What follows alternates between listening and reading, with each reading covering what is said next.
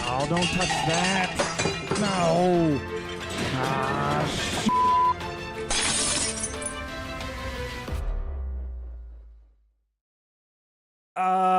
Shit. No beep. No. Hello? Hello? Are we here? Hello, you're here. Uh-oh, I have no sound. Welcome back to Real You're muted World. again. Oh, I am. I'm muted in Discord. My bad. Let's My go. fault. It's Monday. It's not a Monday if we don't have at least one mess up. One. Yeah. That's it. That's all you get. Rest of the show. That's all you get. Happens. Hi, John. Man. Hi, Dano. How are we doing today? I'm not dead.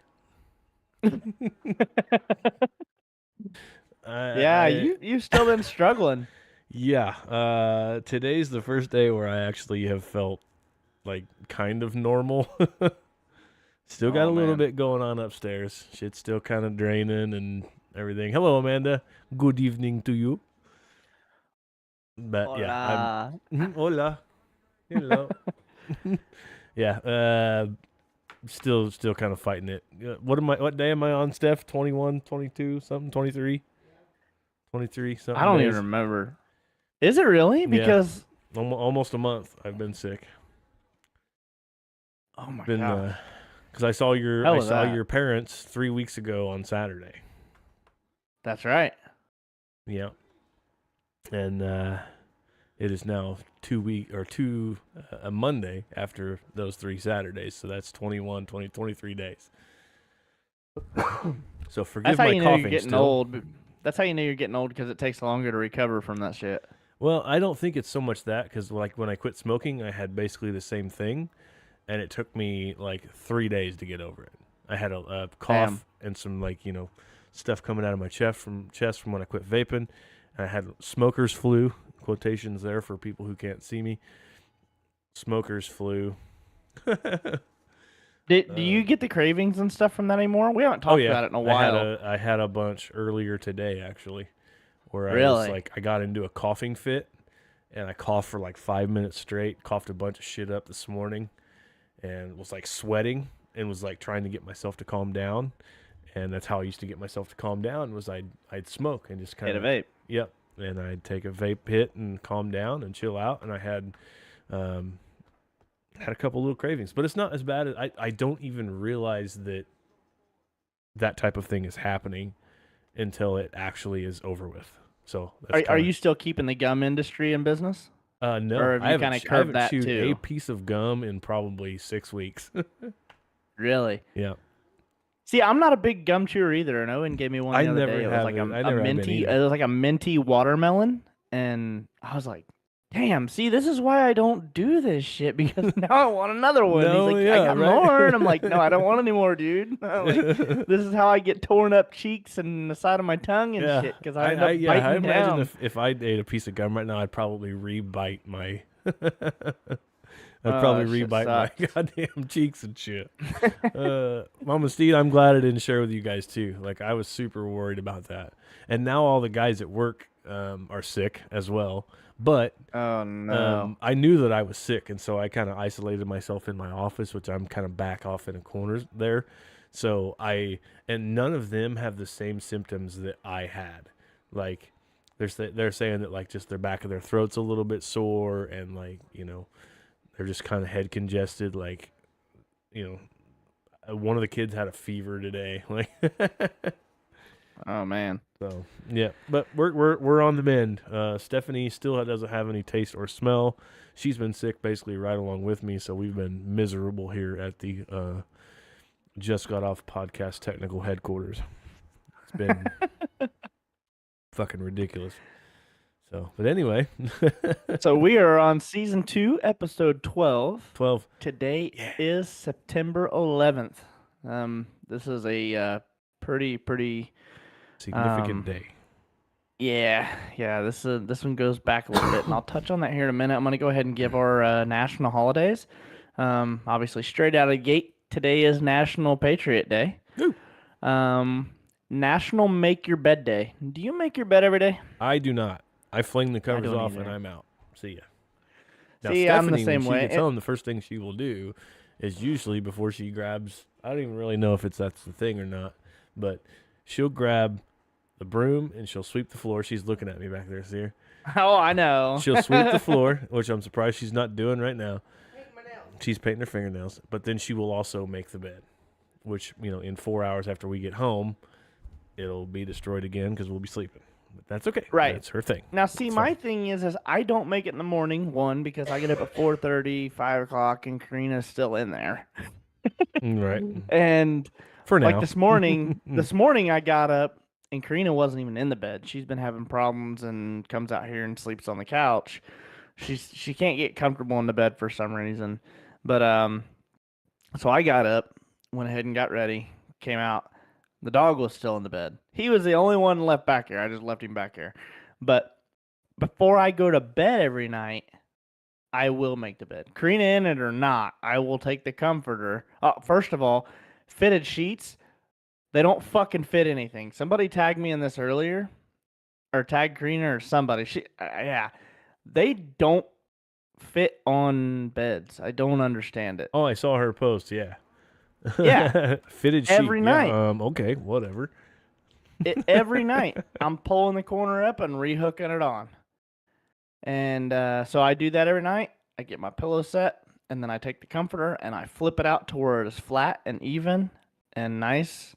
And then I'll flip the corner down and I'll hop in. Right. So I make my bed at night right before I get in. Like, because that's when I care about it most, is starting to get comfortable. I don't want to crawl into a wadded up mess. So I don't know. That's where I am with making my bed. I do it, just not when everybody else does it. Yeah, I sleep with a fan on. So like, Stephanie will make the bed, but 9 times out of 10 we'll have one or two. We'll have two covers. Like we'll have a like a comforter or whatever. I don't sleep with a flat sheet. Can't stand it. I don't either. Like the thin sheets that come with the sets or whatever, the bed sets. Is that what you're talking about? Yeah. Mm-hmm. Yeah. Yeah, I can't do those either. No, I will not. Yeah. So we have a comforter, and then we have like one of those. What's that? The red and black thing made out of? It's just a fleece throw. She said, whatever that means, like that, just basically like a foot cover, And see, I can't cover up in like anything that's like soft and fuzzy like that. It's too hot. It makes me way too damn hot. I'm fine with the comforter, the thick comforters, but the material of it is cool. It's like the perfect. It's breathable, I guess. Like the fleece stuff is too damn hot for me. Now she's got a blanket. She'll most of the time we both end up under separate blankets. We start out. She has her little soft fleece one, and then the comforter over top of it, and then I'm just under the comforter. But throughout the night, she kicks the comforter off. She's got her fleece soft one, and then I've got the comforter. So, let's see. National Hot Cross Bun Day. What the hell is hot cross buns? That's the fucking thing you play on piano, man. No, I know that, but are these like actual like buns? Like hamburger buns? I don't know. What is a hot cross bun? I feel like this is like an Italian. They look like. Let's see, hot cross bun is a spiced bun, usually made with a fruit marked with a cross at the top, which has been traditionally eaten on Good Friday in the United Kingdom, Australia, New Zealand, South Africa, Canada, India, Pakistan, Malta, United States, and the Commonwealth Caribbean. Never seen one in the United States in my 31 years. The main ingredients are wheat flour, currants, I don't know currants, or raisins with spices. Do you like raisins? I love raisins, man. I like raisins too. I used to eat those when I was a kid. My grandma used to buy a bunch of them, and then I would eat the little boxes. See, that's where we separate, because I don't like raisin cereal. I just like the little red boxes of just pull them out of there. I am going to have Stephanie make me some hot cross buns. Hey, can you make me your hot cross buns? I think she said Karina not would too. I wasn't talking about food. No, Karina used to make me beer bread. And beer bread? That I love beer bread. and anybody that knows Karina knows that she is a cake person. She likes cakes. She's very good at making cakes and cupcakes and stuff like that. Cookies? I've seen them on video, but I have not. Do you know how to have like really good cookies? They're called drop. She's gonna correct me if she's still listening. Drop sheet cookies. So basically, you put them all on a cookie sheet like you normally do. Okay, and when you pull them out of the oven, you have a towel sitting there on your counter, cleared off area. You take the pan and you drop it. Drop it on the towel. So you get these fat cookies that are full of air, and as soon as they hit the countertop, they go shoom, and all the air goes out of them. Huh. Never seen that in my entire life until I got with her, and she made them one time. Well, the first time she did it, I was like, "The fuck? Did you burn yourself? Are you okay? Like, what happened?" Like, I figured.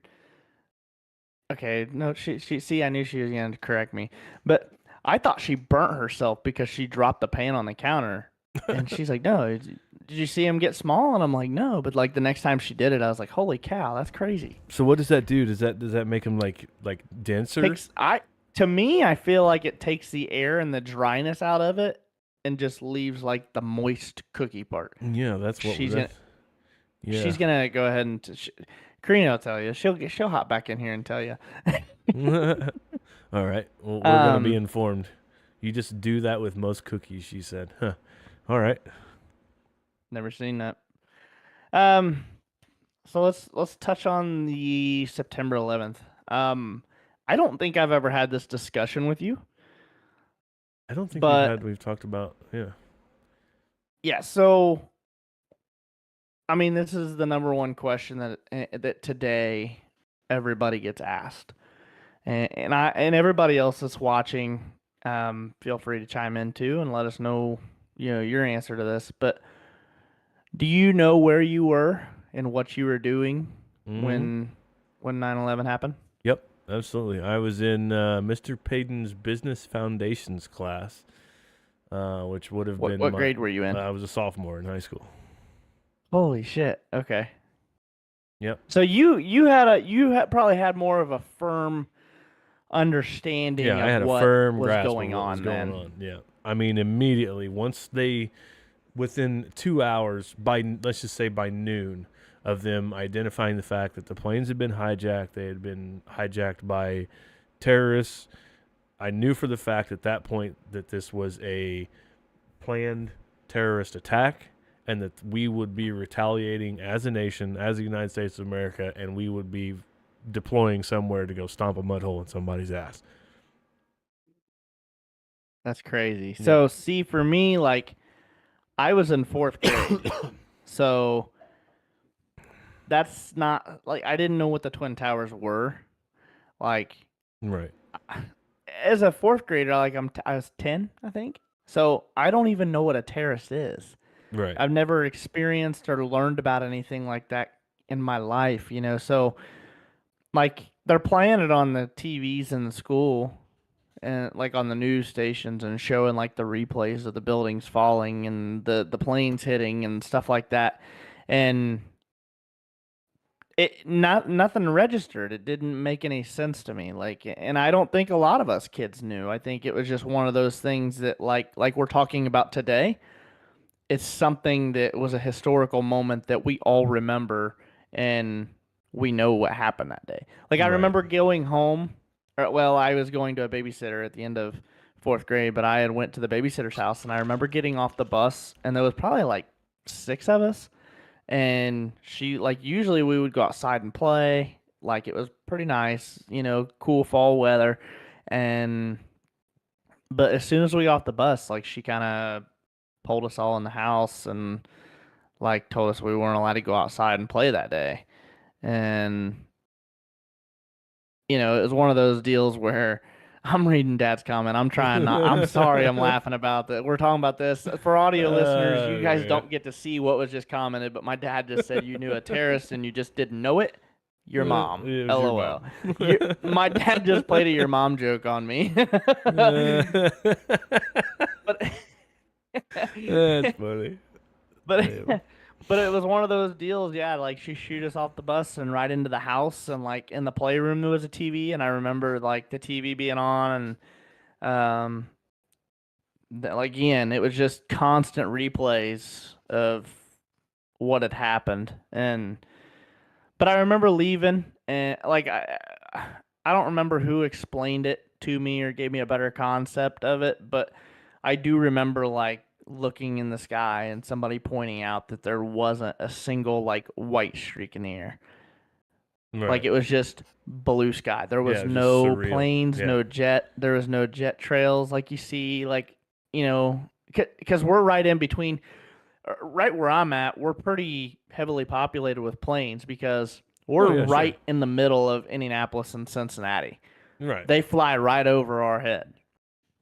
And so, I mean, in the summer, and if it's a clear day, you can see every damn jet trail in the sky from them traveling from point A to point B. So, yeah, it was kind of weird, you know, for me, just because I didn't know what the hell happened, you know, until you start getting older. Like I think it really registered for me like in middle school, you know, when we started learning more about it, you know, and learning that we could be in the military and that we could have been drafted and stuff like that, you know, like back in those days, you know, as soon as you turn 18, you had to register. And yeah, it was pretty wild. My mom said I was in a Hardee's drive up when they hit the second tower on my way to work in the pharmacy at CVS. We pulled a small TV into the pharmacy and watched the news coverage all day. Yeah, that's pretty much what we did. Like we actually left school early that day, and I remember just being at a friend's house and like just watching, like just everything like was like, you know, so new, like nothing like that of that scale had like ever fucking happened. And like it was just crazy. Like I remember being exactly where I was. Like I remember Chris Barrett, who was our football coach. I remember him coming in, and I think it was called Channel One News, is what that fucking program was called. We had Channel One when I was in school too. Yeah. And so he come in and he says, "Hey, you guys need to turn your TV on, turn to Channel One." So we turn it on, and like within 30 seconds of him turning it on, like it was the second plane hit the tower. Like we watched it live, and it's like fucking like what the fuck just happened? And like we're all sitting there like are we being attacked? Like what's going on? You know, we all had these questions, and the news isn't even answering the fucking questions. We're like, we don't have nothing going on. We don't have any information for you at this time, other than it appears that the World Trade Centers have been bombed. At that time, they had been bombed. You know, they didn't even really understand that like a plane had hit the tower. Yeah, until you like, and I think that's why they slowed it down so much over time, is just to show the slow motion views from the plane. Because I think I remember one of them, the tower was in the front, and there was an angle of a plane coming in from the backside. Yeah. So I'm looking at that picture you're describing right now. It's from across the Hudson River, and the sky is literally all black with smoke, and there's looks like a silhouette of a jet getting ready to hit the I would think it's the South Tower. Let's see, what way is the wind blowing there? No, that would be the South Tower. Crazy, man. Have you actually got to visit Ground Zero? I have never even been to New York. Really? No. So, my buddy was in the military, and he was stationed up in Fort Drum, New York, and we went up there. Me and an ex, and then his sister, and so my buddy's sister and brother, and a cousin. We all road tripped up there for my buddy and his wife, where they were staying. We were going to go to Times Square for the ball drop there on New Year's. Right on Times Square. And it was pretty crazy because we partied on Times Square that night, and then the next day we went back to New York City to kind of do some sightseeing and stuff. And It's wild. I mean, that whole fucking area is huge. Oh yeah. Like I just couldn't imagine like when they show the aerial footage and stuff of all the buildings just both towers crumbled on the ground and how far out it is. It's just hard to put in perspective when you're standing at literal ground zero and Right. looking around, of Yeah, how much ground was covered from the rubble and the debris. The debris field was just absolutely horrendously big. It's just heartbreaking. I've got a book or a pamphlet or something somewhere when we got off the train, we came up on the ground level out of the train station, and there was a guy up there selling stuff. I'm pretty sure it was a book. I don't know, but um, it was like a flyer and stuff too that had like showed, tourists and stuff that have never been in that area how things used to look and the same views without the towers and everything now. But it is a very, very cool thing to go look at. It's pretty damn wild. Let's see. My dad said I was working at Sandman Brothers dealership. We were watching on the TV in the customer waiting area. Karina said she was overly sheltered and have no memory of it. Which is true, man. Rex said I was driving a semi into Arlington when it came over the radio, so I stopped by my house and watched the news. Your mom says we have crazy. all those books. Cole. Hell yeah! What's up, Cole? Cole's in here. Cole, where were you when 9/11 happened? Do you remember how old you were, what you were doing, where you were at? Fuck you! How you doing? Couldn't help himself. I know we haven't got the soundboard out today. But yeah, post in there in the comments. Anybody that's watching, wherever you were at. But yeah, it's a pretty cool thing. I mean, you should definitely go check out the Ground Zero Memorial. I mean, it's an incredible thing to see.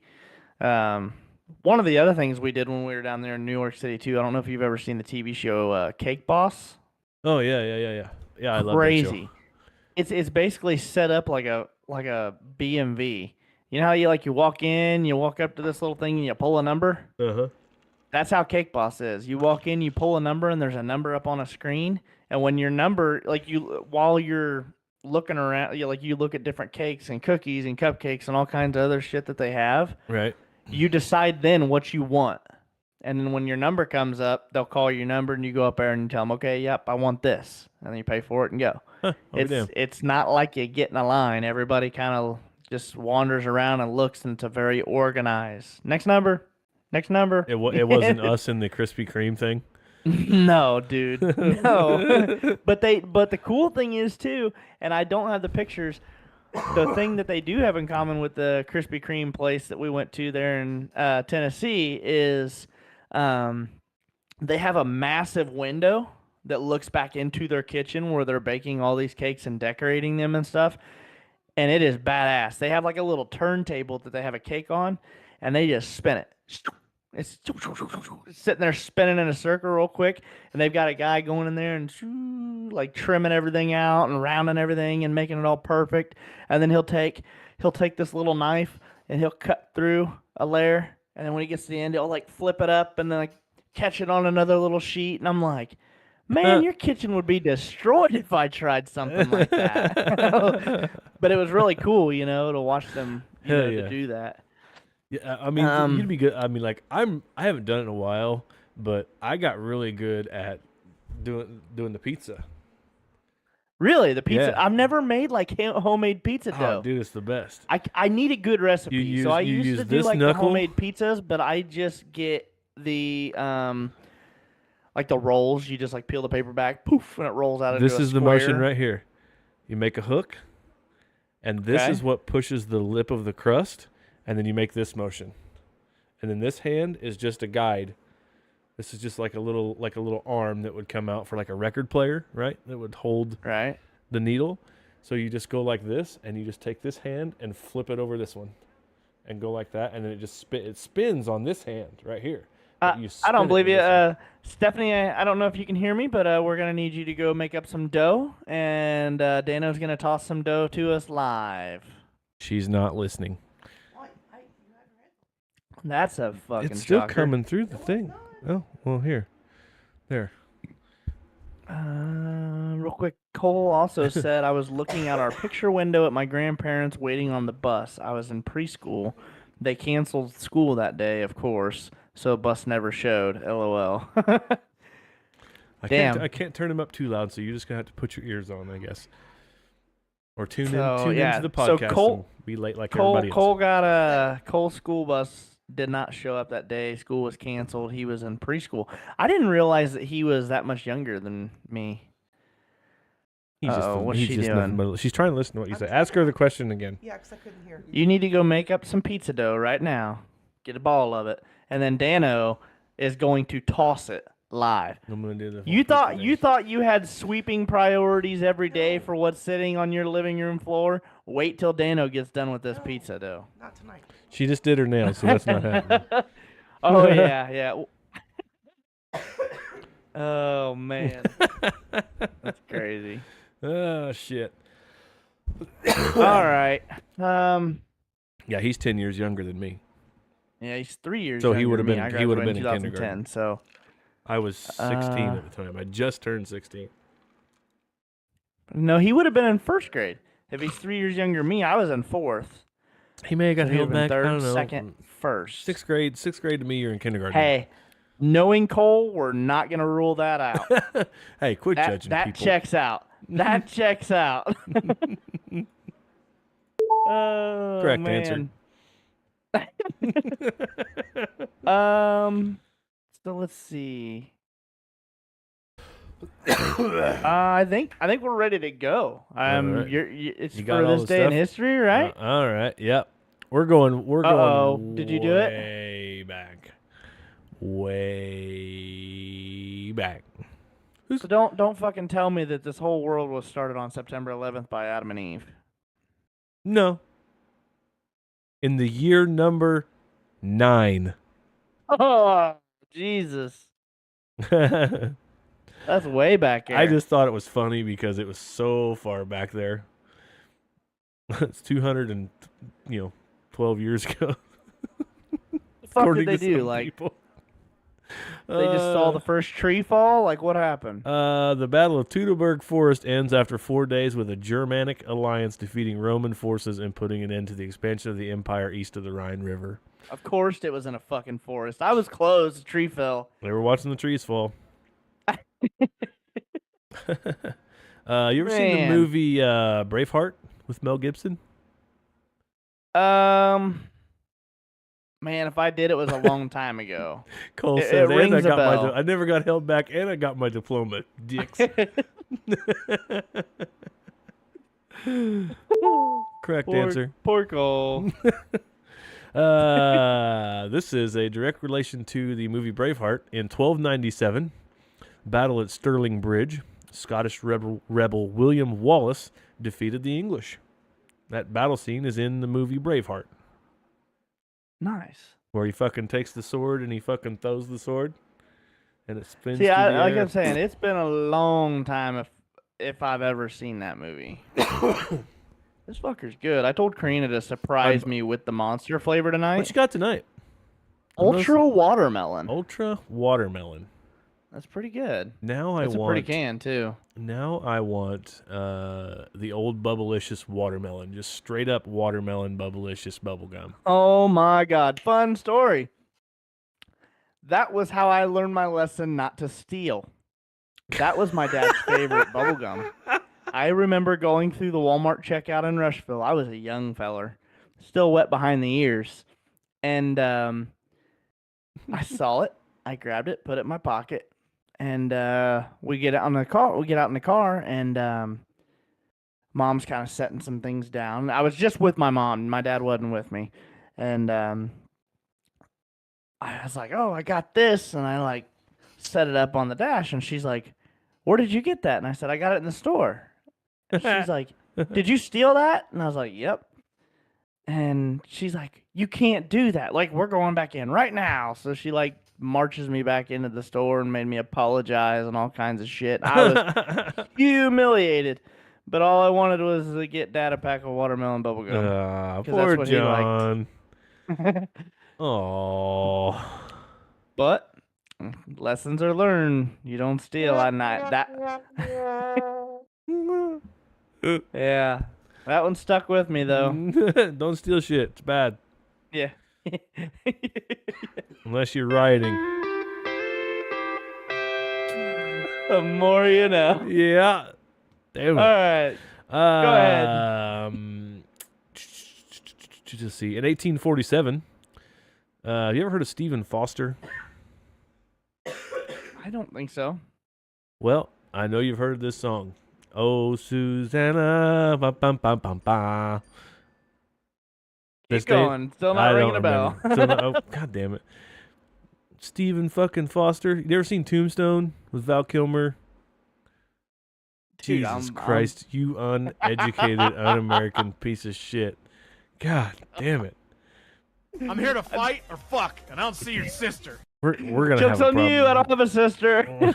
Exactly. Anyways, for us educated, yeah, see, there you go. Frog come in, save my ass there. Oh, Susanna, don't you cry for me. Yeah, Yeah. It's an old Western song. Chris? Are we gonna call Froggy out on how old he is too? Well, he may or may not have a 5 in his name, and it may or may not be the first number in his. Frog's sitting there right now in his living room watching this. In all fairness, I called him in for backup because I need an honest opinion on the audio microphone levels. And if there's one guy that watches this podcast, that's the guy that's going to be like, turn me up, turn you down, turn it off. This shit sucks. We're going home. And lo and behold, I ask and my man delivers. Frog is on the mend as well. He is just as sick as I am. Oh, really? Yes, he is just as sick as I am. And he probably worked 3 times as hard as I have in the last 2 weeks. So I was supposed to join him this weekend and didn't get to because I felt so bad Friday and Saturday.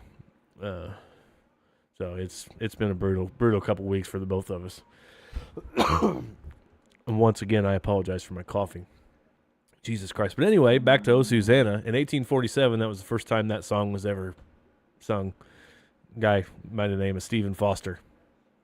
Gotcha. I'll have to look that up here later. Yeah, it's an old song they used to, Camptown races sing this song, doo-dah. Doo-dah, doo-dah. Same thing.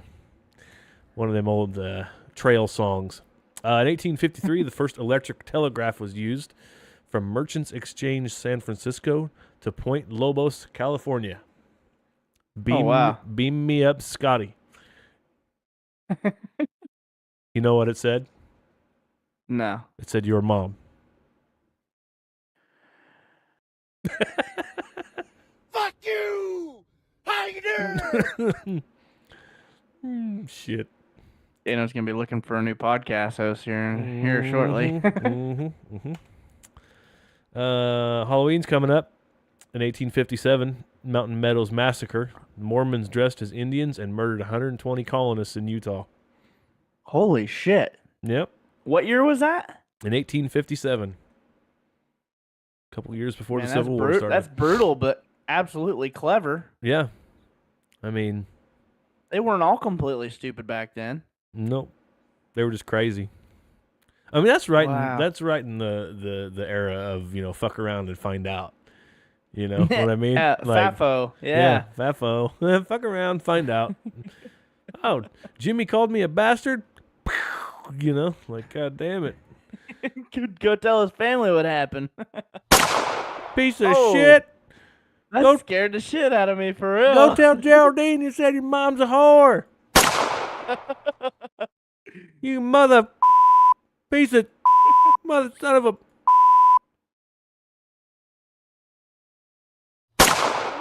And one more for your dog, too, you piece of You're out of control. All right. Now it's a party. 1903, the first race at the Milwaukee Mile in West Allis, Wisconsin, is held, the oldest major speedway in the world. Wow. And it's still running, ain't it? I believe so, yeah. Yeah. Poor Frog can't even move. I feel so sorry for the guy. Him and Bad Boy worked hard this weekend. They ran sound at a place called Thunder Valley, and a big biker rally on the south end of the state here, and they do a lot of work for that thing. So, damn. In 1909, German astronomer Max Wolf rediscovered Halley's Comet. The next appearance for Halley's Comet will be July 28th in 2061. I should see that. We might make it. I'll be old as fuck. I will be frog old. How old will I be? I'm 39 now. So what did you say 30. It was? It was 38 years. You said? Yeah. I'll be 77. I'll be 69. 69. You know what I was told today? You know what I was told today? You know what 71 is? What? 69 with two fingers in her ass. I was told that today by my team leader. Also, I got another quick joke for you. This one is Owen joke. Okay? Owen joke. I love Owen jokes. Oh, and it's a good one too. He got Karina really good the other night. So, you're driving in a car, okay? In one lane, there's an old man. In the other lane, there's a baby. What are you going to hit? I'm probably going to hit the old man. You got to hit the brakes, Dano. No, hey, dude, you know me a while. I don't lift. Fuck you. I'll kill us both. Hit the brakes. Because he asked Karina that the other night when she was in the kitchen making something, and she's like, oh, I guess I would. I don't lift, dude. Fuck that. I'll kill us both. Let's see. Have you ever seen the movie We Were Soldiers? I'm about tired of you asking me these questions, these old movies. It's got Mel Gibson in it, dude. He's one of the greatest actors of all time. The only, historical movie that I feel like I've seen with Mel Gibson is The Patriot. It is National Patriot Day. There you go. Okay. See? All right, I'm I'll fully give you excused. That one. Well, that movie is about today in 1965. The first cavalry division of the United States Army arrived in Vietnam. In the Ia Drang Valley. And that's what that movie We Were Soldiers is about. Watch that movie. It's great. 1967, The Carol Burnett Show, starring Carol Burnett, premiered on CBS. I've heard of that. In the U.S. That was today, in 1967. Couldn't tell you what the hell she looked like, but I know of the name. She was goofy, man. She was so goofy. In 1970. Uh-oh. Hang on. What is this? A Rambutan?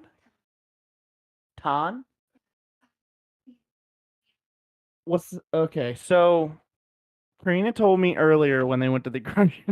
I don't know if you saw what was on this plate. It looked like hairy bull testicles is what it looked like. Oh, man, I'm really scared to try this. So this is what it looks like whole. What the fuck is that? That is a fruit. So one fun thing we do every once in a while when we go to the store, we go to the produce aisle and we try to get a fruit that we've never had. I think she said this is called, look it up on Google if you want a rambutan. Don't even fucking ask me spelling. Rambu. Did it come up? Fruit. Looks like a little sea urchin, more or less. Rambutan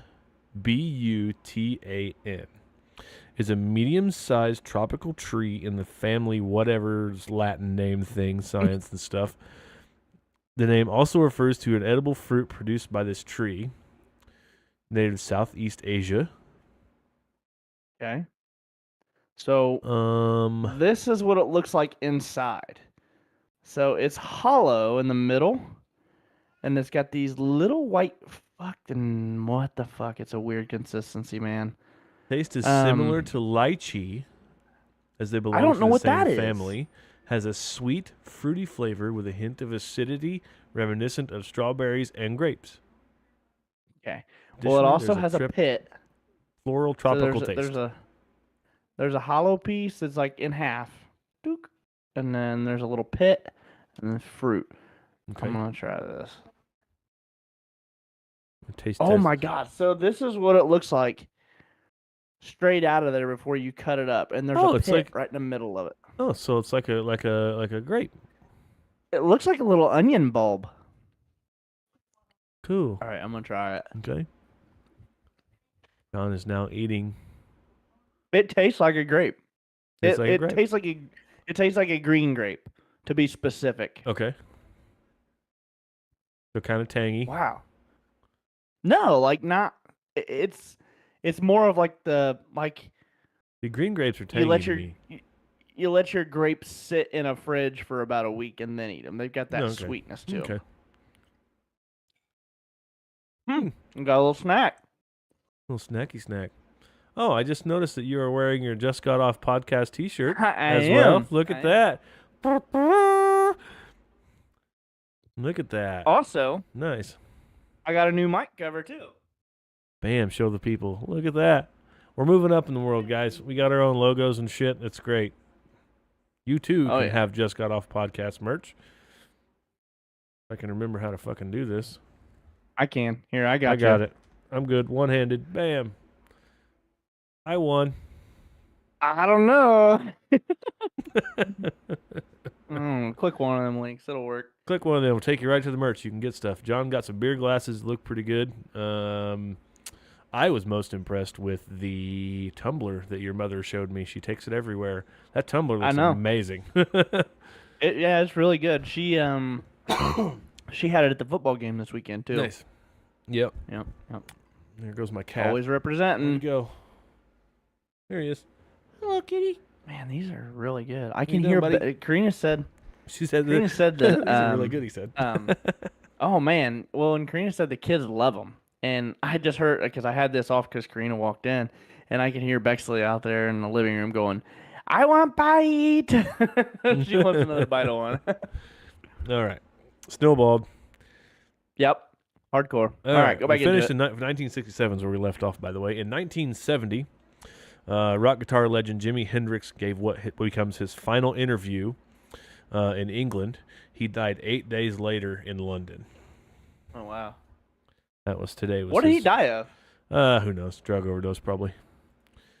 Everybody says that he was killed off by the government, but there's all kinds of, conspiracy theories. Yeah. Mm-hmm. A little video game history for you. In 1977, the Atari 2600, originally known as the Atari Video Computer System, Atari VCS, is released in North America, revolutionizing the video game industry. Ta-da! Oh, yeah. 1977. And then there was some boring stuff, and people hit some home runs and things. In 2017, Hurricane Irma leaves 7 million U.S. homes without power in Florida and Georgia. I just saw that on my oh fuck, the what do they call that on Facebook? The memories. Yeah. Maybe that's what it is. Just Facebook memories. There used to be on this day is what it's called. But yeah, I saw. I'm a geek, dude, when it comes to looking up that stuff because I've got that radar that chases the wind pattern and stuff, and traces the direction and all that. And I remember I posted a screenshot showing that, and then showing another one that was forming behind it that had not been named yet. Oh, but there was another one that had formed behind it. Yeah, but I had remembered the night before looking at it, and it was just a small cell. And then the next morning, I mean, it had doubled in size. I'll be damned. Just kind of reading through a couple other things here, but nothing seems to be jumping out of like, hey, this is cool. Let's see whose birthday it is today. Somebody we would know. You only got 5 years, or 5 years from 2017 to 23. I know, so. There's not a whole lot that like really. Sean Livingston was born in 1985, American basketball player. He's born today. It's his birthday. Who else? Let's see. Nobody crazy. Ed Reed, American Pro Football Hall of Famer.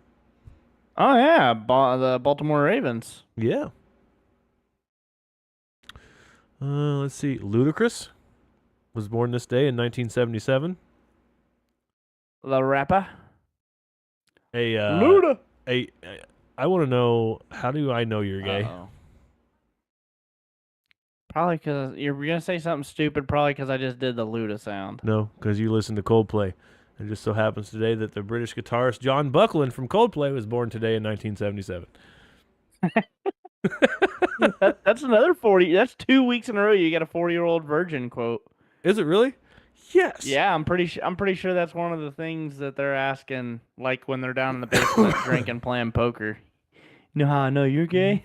Listen to Coldplay. Because I put a giant box of porn on your porch and you didn't even watch it. Harry Connick Jr. was born today in 1967. Who the fuck is that? Moby. You know who Dick? Moby is? Moby Dick. Nope. Never mind then. That's pretty much it. I don't know anybody else here. Damn, there's a lot of people born today. Oh, fuck. Anyway, this has been this year day in history, I think. Maybe.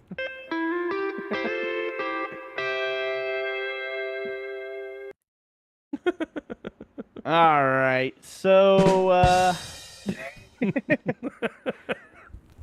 I'm still high on pills.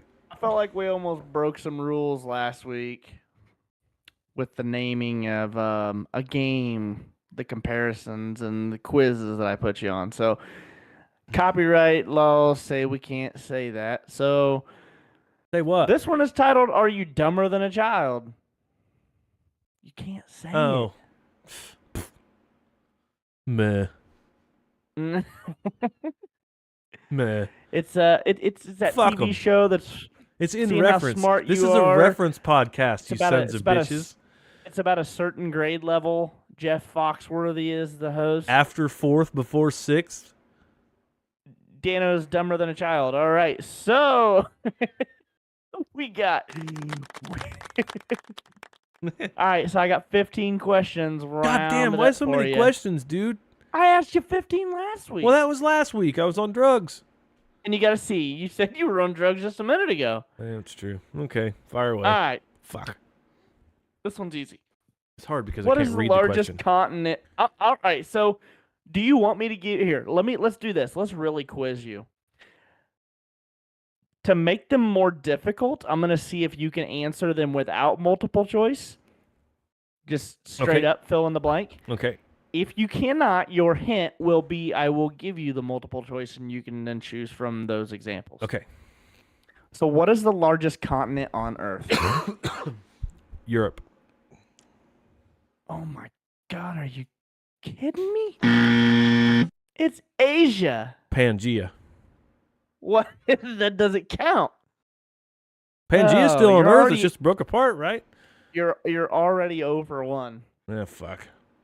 What is the capital of England? London. Yeah, buddy. Woo, ding. I like it when it dings. All right, if there are 8 apples and you take 6, how many do you have? You have 6. Yeah, good job. Yay! It's a little trick. It's a trick question. Yeah. What is the largest ocean in the world? Ooh. Just for fun, can you name the 4? Antarctic, Indian, Pacific, and Atlantic. It's Arctic, but yes. Oh, it is the Arctic Ocean, yeah. So it'd be the Pacific Ocean. Correcto. Electrons have what kind of charge? Positive. Negative. Really? I thought neurons had negative charges. Nope. Protons have the positive. Oh, yeah, that's right. Duh. God. Neurons have the neutral, and the electrons have the negative. What is the chemical symbol for iron? Wow, I should know this.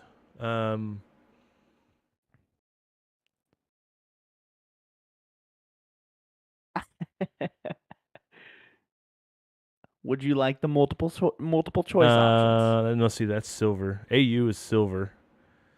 No. I'm pretty sure AU is gold. Is AU gold? What's silver? I'm AG pretty is silver. Sure. AG is silver, I do believe. Yeah, give me the multiple choice. IR, PB, I, or FE? FE.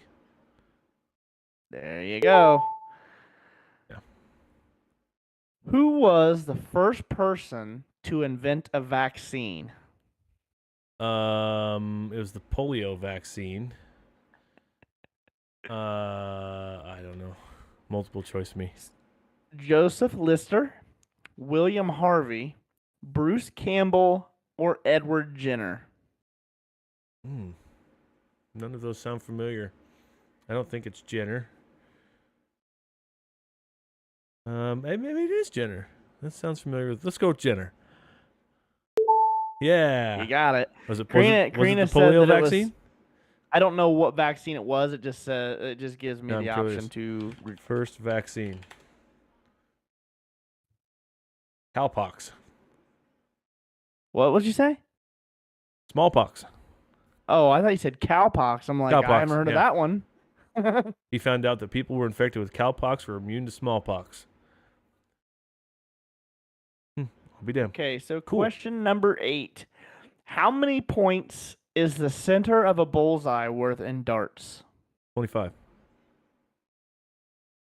I don't know. 50. 50? Is it the 50? The red circle is 50. The green circle is 25. Yeah, there's 2 sections to the bullseye. Yeah, because we had one of them like electronic dartboards that had little plastic tips, and it didn't have it didn't have a center dot. Yep, those always fucking broke off. Yeah. What process is used to purify copper? To purify copper? Smelting. That's to make it like that's no. All right, I'm going to give you the multiple choice here. Osmosis, purification, photosynthesis, electrolysis. I'm going to go with electrolysis because you have to remove. There we go. Yeah, you have to take away the fucking the iron in it to make it pure copper. Correct. If you turn it to make it pure copper, it'll turn green. If not, it'll turn red. So let's check your math skills out. How much is 5 cubed? 5 cubed? 25. Yes. 100,847. What? No. 5 cubed. 5 times 5 times 5. 125. There you go. We'll give it to you. You actually thought that one out. I'm thinking too fast. I was thinking like, what was I even thinking there? I don't know. Told you I'm on drugs. I don't know. You went straight to the millions, so I'm not real sure. Which country founded yoga? I'll go with the multiple choice here. China, USA, Sweden, or India? I'm gonna go with China. It is India. Really? Okay, that would have been my. I went with Sweden, so I got that one wrong too. They don't need to found yoga. They have universal health care. Let's see. 4 questions left. How many wings does a bee have? Oh, damn. I just saw this on Facebook the other day. Son of a bitch. I believe they have 4 wings. Yes, sir. They do. Which of these is the largest internal organ in the body? Finger, heart, liver, or lungs? Probably your lungs, I would say. I don't know how big the human liver would be.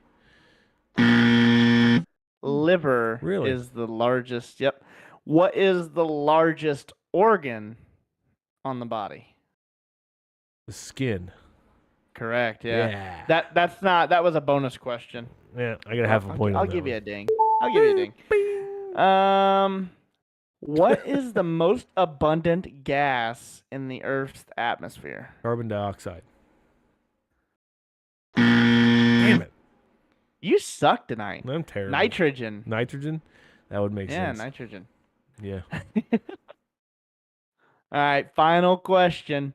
What does M in Einstein's historically famous conclusion E equals mc squared stand for? Mass. Oh, there he goes. How many did you miss? Oh, fuck hell, I don't know. All of them. 3, 4,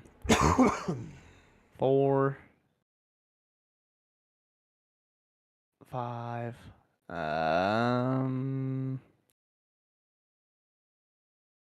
let's see.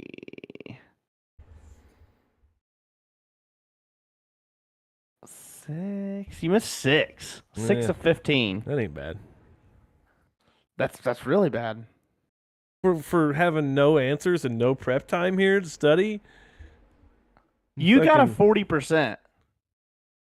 I only got 6 of 15 right? No, No, I'm sorry. Yeah, I messed that up. So. Oh, well then okay, yeah. All right. I only got 6 right out of 15. Oh, you still got No, you missed 6. That's what I think. I just added up. Well, god damn it, John. If I only missed 6, that's still a D+. 60%. I think that's still an F. No, you got to get under 60 to get an F. Is that what the grading scale is now? See, when I was in school, 69 or lower was an F. Well, 70 was a D-. That's because they only taught you half the stuff you needed to know. That ain't no shit. God, that's frustrating. I don't know what kind of fucking school system they had in Rush County, but it probably wasn't as good as West Vigo. Well, apparently our points averages were a lot higher. Yeah, they had to be. Matt's down there talking shit. Saying, He's been talking looks like shit. I'm going bald. That's fine. Wait till he actually cuts his hair. Who, me? Yeah, then you do. Yeah, look like yeah. really... It is getting long. It is getting long. I say that. All right. So what is Kenyatta? Is that what I'm reading right on your next topic? Kenyatta. Okay. Kenyatta. What is Kenyatta? Kenyatta is the golf course I played this weekend on Friday. Oh, that's how you pronounce it. Okay. It's called Kenyatta. See, it's different when I'm typing it in Google. I'm pretty sure that I played 36 holes while having a fever. Because as soon as I got home Thursday night, I started freaking out because I knew I had to play this. I had to go with my friend, and we had been waiting for this for a long time. This golf course is a top 100 golf course in the nation. It has one of the top 40 most beautiful holes of golf in the nation, or in the world, according to Golf Digest. This place, John, was absolutely fucking immaculate. And it's 30 minutes from my house. Called Kenyatta. And for all the people who are not aware of this place, familiar, yeah. What did you tell me that the annual membership fee is in order to be a member at this golf course? I've been told it's between $50,000 and $60,000 a year. God, just to give you an idea, you have to have a group of 24 or more people for it to get the cost down to $850 per person per day. So if you and I put together a Just Got Off podcast outing, 24 people, It's $850, and you play from basically 8 a.m. until dark. Your lunch and drinks and everything are concluded, and I'm telling you what, it is well worth it. $850? I'm telling you, it's worth every fucking penny, because we had a very small group there. We did not see a soul the entire day. We played 36 holes of golf and didn't see anybody until hole 17. Really? Yeah, we had the whole fucking golf course to ourselves. Nobody breathing down our neck. Nobody hitting balls into us. Every hole you're standing on, you are in the hole. You can't see anything else from where you just came from, where you just shanked your tee shot into the woods on the previous hole. Absolutely amazing. That's nuts. And Matt just said you're crazy. He did not pay $850. There was some so how did that work? One of my bosses, I work at a golf course on the weekends, Mark's Par 3. He decided that he was going to take me there for part of my birthday gift. That's wild. Because I'm sure because he is a course owner, he probably gets a little bit of, and he knows some swings and deals with some other places. I'm very passionate about the game of golf and the whole agriculture of golf and landscaping and the growing of grass and the cutting of grass. I love the whole aspect of it. They call me Divot Dan for a reason. I'm the guy that spends 20 minutes on the green on every hole fixing all the pitch marks and shit. I'm I get it. Guy. Yeah, I'm that guy. I'm very passionate about the game, and so as a gift to me, he wanted me to. I had to throw him a little bit of money, obviously, because I didn't want him to pay for the whole thing. But he was gracious enough to invite me as well. So thank you to Cliff for that's cool, for taking me out there. But I'm telling you, man, it was amazing. I wish I would have felt better. So that I could have enjoyed it to like its full potential, but on the end of things, it was like I just sat back in the golf cart, dude, and was like taking it all in. Yeah, just like I didn't really want to talk. I just wanted to be like, that's great. Yeah, my wife's called me out saying I am not going. And Matt said I would have just asked for the money and skipped playing. One of these. So I mean, what did the meal? I mean, what did they serve you? I mean, did you eat there? Yeah, I had a ribeye. I had a ribeye sandwich. Oh fuck! It was about as big as my forearm. It was probably good 18 inches long, probably half-inch thick. Damn. I had some what the hell are them fucking chopped potatoes, like chopped garlic potatoes. The scalped potatoes? Not scalped. They were just like little mini like potatoes, and they were just cut in fourths, like. Oh, cubed? Yeah, they were like cubed, I guess you could say. Okay. Yeah. So they were garlic and like, what do they call that stuff? The Parmesan? Yeah, Parmesan.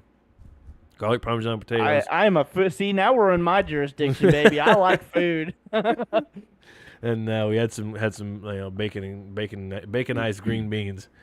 Ooh. I didn't partake in any of the liquor because I didn't feel good, so. But I wasn't missing out on this opportunity to go play this fucking golf course. And if you give me a minute, I will bring up the fucking website here. Hang on just a second.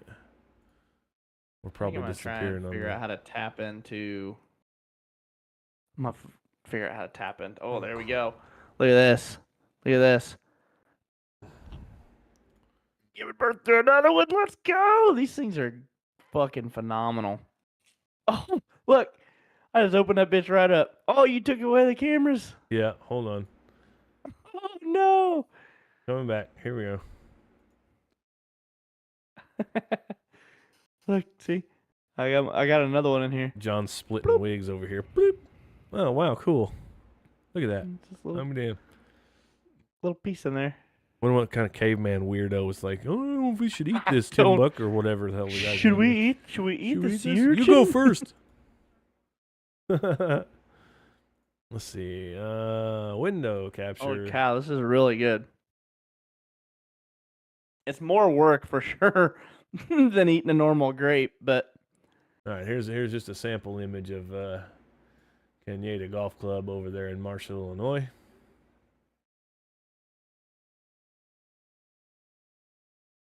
I forgot you were so close to Illinois. Yeah, I'm 15 minutes away. Yeah. So the place is absolutely amazing. As you can see off in the distance in these pictures here, there's cornfield and stuff everywhere. This place is laid out to where you cannot see any of that stuff. You do not. That's kind of wild. Yeah, you do not have any clue that you are in Midwestern Illinois, Indiana, in the Corn Belt. But it was absolutely beautiful. The weather was like 75. God damn, dude. Like, I want to go back, like, tomorrow. Oh, I bet. Like, I want to go when I feel like playing golf. Like, I didn't feel like playing golf. You know, like, I was just so wore out from being sick. And, like, but I played 36 holes. And for as long as that course was, played almost 6,600 yards. I shot 93, never been there. I didn't have anything over a 7. Damn. So, I shot. And they say that's one of the hardest places, right? I mean, it's a pretty... You know, actually, it was there was not one hole that did not have a bunker on it. Really? Yeah. You either have to hit it past the bunker, or you're in the bunker. One or the other. You can lay up and be short, but have 250 yards for your second shot on a par 4, or you have to hit it over the bunker. The very first hole, you have a 15-yard wide landing spot at 200 yards, or you have to hit it over the bunker. That's crazy, dude. Yeah. I wouldn't know what to do in a place like that. Like, I enjoy playing golf, and I haven't played for a while. I didn't even get my clubs out this year. Wait a minute, I take that back. Me and Owen went to a driving range with Daniel and his son. But yeah, that is man, I think that's the only time I got my clubs out. That's crazy. That's gorgeous too, dude. This is one of the top 40 most beautiful holes in golf in the world. I believe it. But you can see you can see where the bunkers are. Yeah, they're just everywhere. That's 240 yards. You have to carry them or play short. Or you're like, and they were fucking everywhere. And it wasn't like going to your local, like, par 4 course or whatever, or your municipal city course. I actually got to hit out of real sand. Like, for real. And let me tell you That's crazy. When you watch a YouTube tutorial on how to hit out of the sand, and they tell you to like use the bottom of the club and thump the sand and like hit a disc this big underneath the ball, hit this far behind it, and make a cup of sand and push the ball out, it works. You can actually do it when it's real sand. You can hit a foot behind that ball, and as long as there's sand pushing the ball up, that ball will come out of there and pop out of there every single time. That's because wild. The sand is like as fluffy as flour. Like you pick it up and it just like it pancakes in your hand. It's so fluffy. It's not dense. That's awesome. It's dude. just like yeah. It's like fucking weird. So the first time I've actually experienced sand like that was when we went to when Karina and I were on our honeymoon. We went from West Palm Beach and we went over to Sarasota. Mm-hmm. And like in West Palm Beach, like it's nice. But like when you're walking on the sand, it's hot for one, for two, and it kind of is like abrasive if you're walking on it quite a bit. It wants to rub wrong on the bottom of your foot. When we went to Sarasota, it doesn't matter how fucking hot it is. That sand feels like it's always cool because it's so thin, just like you were talking about. But it's like a flower. It looks white, and But even when you pick it up in your hand, it feels so soft. It wants to act like sand and roll out of your hand. Right. This sand, if you pick it up and pick it straight up, it will not roll. It's almost like the kinetic sand. It's almost like kinetic sand. It's like fucking Play-Doh. It's crazy. But it's so soft that every time you move it, it's like oh my god, it's incredible. It's like so finely ground. It's insane. So that's what I did on Friday. I wish I could have felt a little better. And, I was pretty happy with the way I played. My driver was on point. I averaged 272 off the tee for carry distance. So, I'm totally okay with that. I That's just wish awesome, I could have. dude. Wish I could have enjoyed Dude, you'll myself probably a get little more. I feel like with how avid of a golfer you are and how much you play, I feel like that opportunity will come up again. Yeah, I mean, I'm sure and it it's will. close enough to you that it's easily doable. Right. Yeah. It's literally 25 minutes from my house, and I've always wanted to play there. And when you drive in, it's so far back off the road. I filmed it as we were driving in, and it's what was it, Steph? 3 minutes and like 45 seconds or something like that was the video I sent you. It's almost 5 minutes. It's 3 minutes and 45 seconds of a drive from the highway to get back to the clubhouse where you park. Like, dude brought the golf cart up around to us and shit, and like, fucking, it was amazing. Oh yeah, if you're paying that kind of money, like, I'm surprised they don't send somebody out there to like clean your club faces and everything else too. Oh, they probably like, do if they have a huge group or whatever, but yeah, they like probably hospitality. Like they assign you a caddy. Yeah. But the course was nice. It was incredible. laid out super cool. It was, for being the caliber of course that it was. Most of those courses like that, like Crooked Stick or Pebble Beach, are fucking difficult. They're hard to play. Yeah. This course was not actually that hard to play. It was not, the fairways. Well, and that's what makes it enjoyable too. Yeah, the fairways were wide. Their greens were, a puttable speed. I mean, it was just a great overall experience. It was awesome. I had a good time. I had a good time for probably running 100-degree fever the whole fucking time. Yeah, that makes it hard to enjoy anything when you're sick. Let's see. So that is what Cañada is. Cañada. I'll remember that now. All right. Throw some pictures. You ready for some Would You Rathers?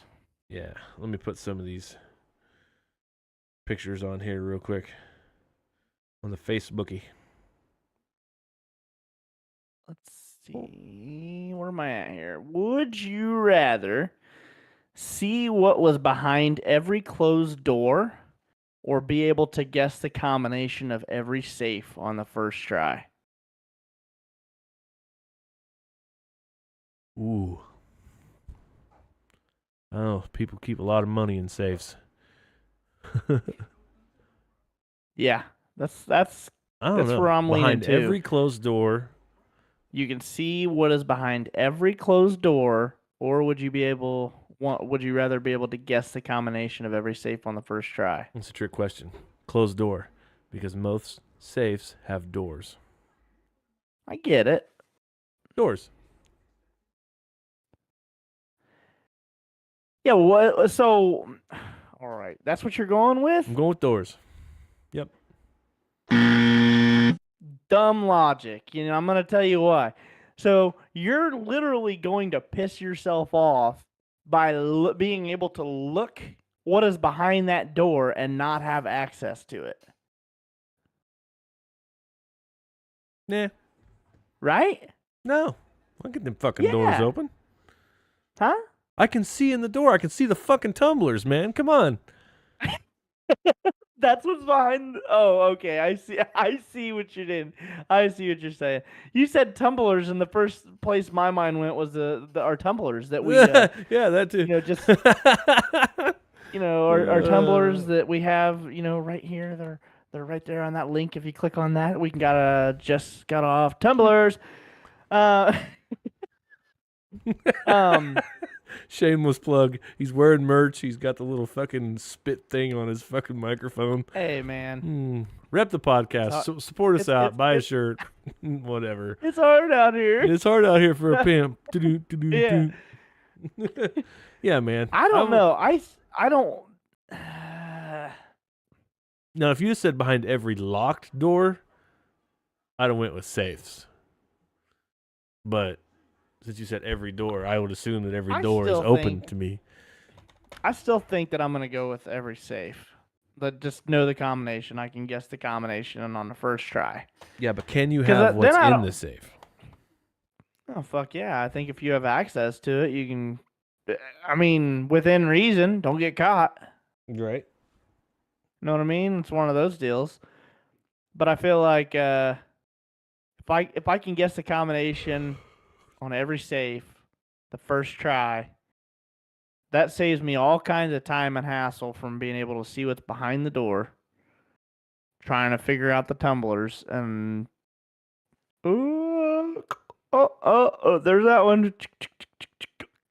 Oh, there's that. Write the fucking thing down, Mr. Escape Room. Your whole life would be like a big giant escape room. You can't tell me you wouldn't enjoy that. What, behind the closed doors? Well, half the problem is you don't know that it's a door. Well, I mean, Karina and I's got pretty damn good at locating where these secret doors and stuff are. We're pretty good at locate. Like me and Karina could walk into a room, and before the intro video is done, we've already got the room broke down. Right. Which we did a pretty good job of when we were in Nashville. Like, we were all doing it. Yeah. Like that. We don't give a fuck about that video, dude. Fuck your video. Well, I mean, I do. Like, they put a lot of work into those things. It's like our intro. You know, we were talking about this earlier about how cool it is when people recognize, like, the little details that we do on our intro video and the sound effects and stuff like that. But it's one of those that's like, I appreciate what they do. Some of them are pretty damn funny. You know, they put some comedy into them. But at the same time, like, I'm looking around and I'm counting locks. I'm figuring out which ones have 3-digit combinations, which ones have the words. Is it a 5-letter word? Is it a 4-letter word? Yeah. You know, is it a 4-letter or a 4-number combination? Okay, this one's a directional lock. So there's going to be up, downs, left, rights, directions, north, east, south, west. Jimmy ran down to the river, and then over to the right of him, he found a squirrel, you know, whacking it, whatever, you know. Like, that's the shit that I think of. My mind's going 400 miles an hour, and I'm trying to process and break down everything in that room while trying to tell everybody in the room so everybody's kind of on the same page of what to look for. Right. So you guys caught on very quick. Like, you guys are really fun to do escape rooms with just because you guys understand the concept of them. You've done a few of them now, and, like, everything clicks. Right. And you guys aren't stupid. Contrary to my "Are you dumber than a child?" test, you're not stupid. And we don't yell. Like, we figure it out. Like, you know what I mean? Like, yeah, some people, man, they get pretty heated, and they're like, they get mad about it. Like, I don't know. Like, when we did our escape rooms down there with you guys, the only thing I was worried about was just getting out of the room. Like, I'm not going to be the cause of you guys becoming, like, you know what I mean? Like, we could lose 4 rooms in a row, and I'm just going to pack my shit up and go home. Like, I'm not even going to worry about it. If we'd have lost the first 2, I'd have been like, just here's the money to pay for our half of the room. We're going back home because it's not even worth.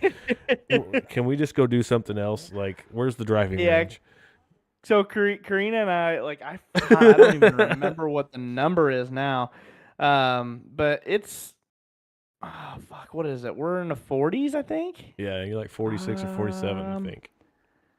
God, it's been. Karina's not kidding. She commented and said it's been forever. Yeah, so we've done 44 rooms, and one of those we've only lost 1, but we actually went back and did it again.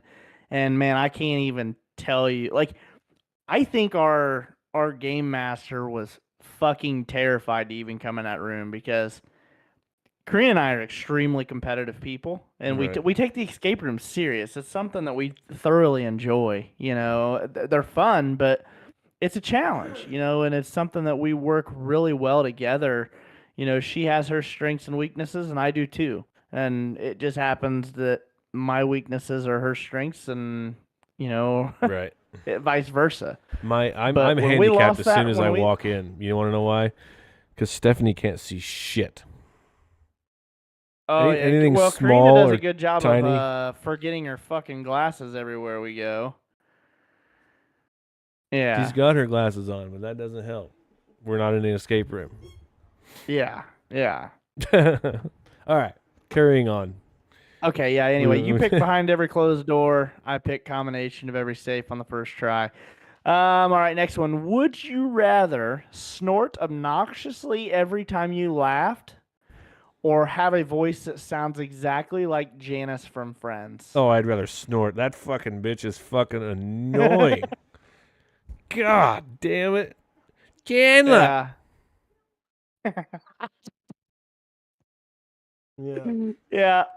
I Who am I don't talking think I've about? ever- Stephanie got it. Yeah, Janice. Cole says snort all fucking day. All fucking See, I've day. never seen God a damn full it. episode of Friends in my life. Not one full episode, never. But I know what she sounds okay, like. interesting fact about me. Y'all see the TV behind me there. Obviously, I don't watch it, but I've seen every episode of Friends with the back of my head. I can practically tell you what episode they're on just from the audio. It's Trina fucking says, "What terrible. happens if you already snort?" Well, I mean, then you just got to go with Janice's voice. I mean, Chandler. No. Stop! Don't do that to me. I gotta live with her.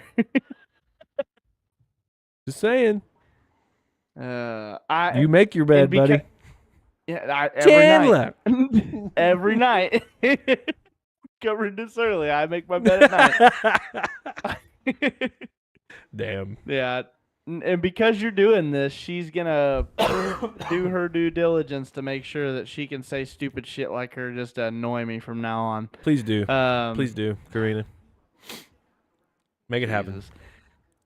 All right, last one. Would you rather shit bricks or puke slugs? I'd rather shit bricks. I hate throwing up.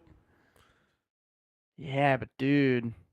Man, I wouldn't even care. I've had hemorrhoids before. They ain't that bad. It's all right. No. It ain't the hemorrhoids. It's, dude. Oh, my God. Can you imagine shitting a brick? Well.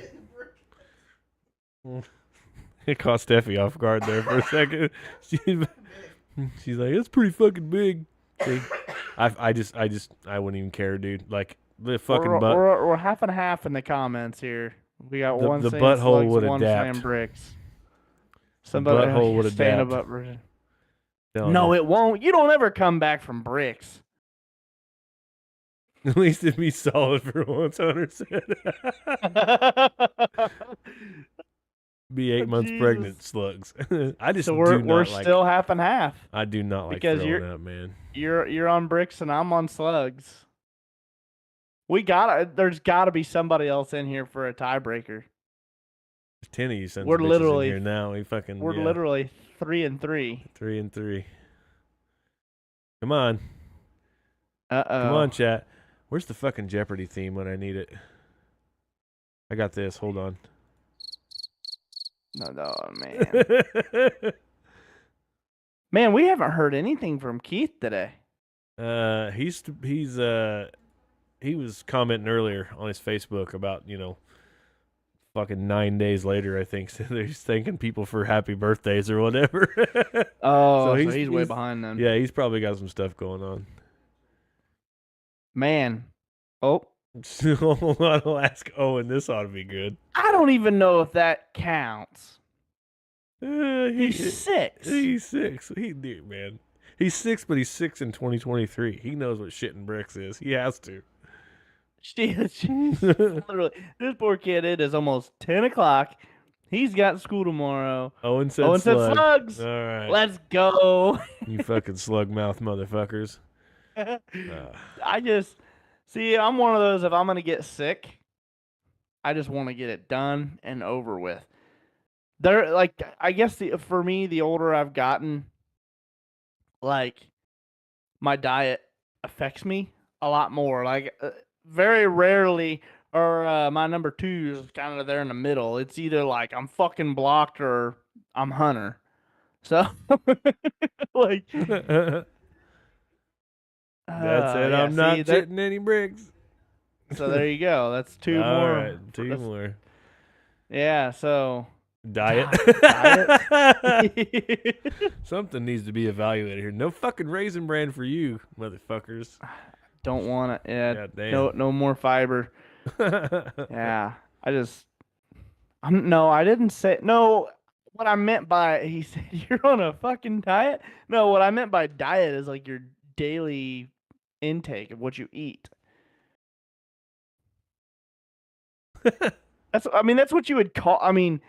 I guess there's different definitions for the word diet, right?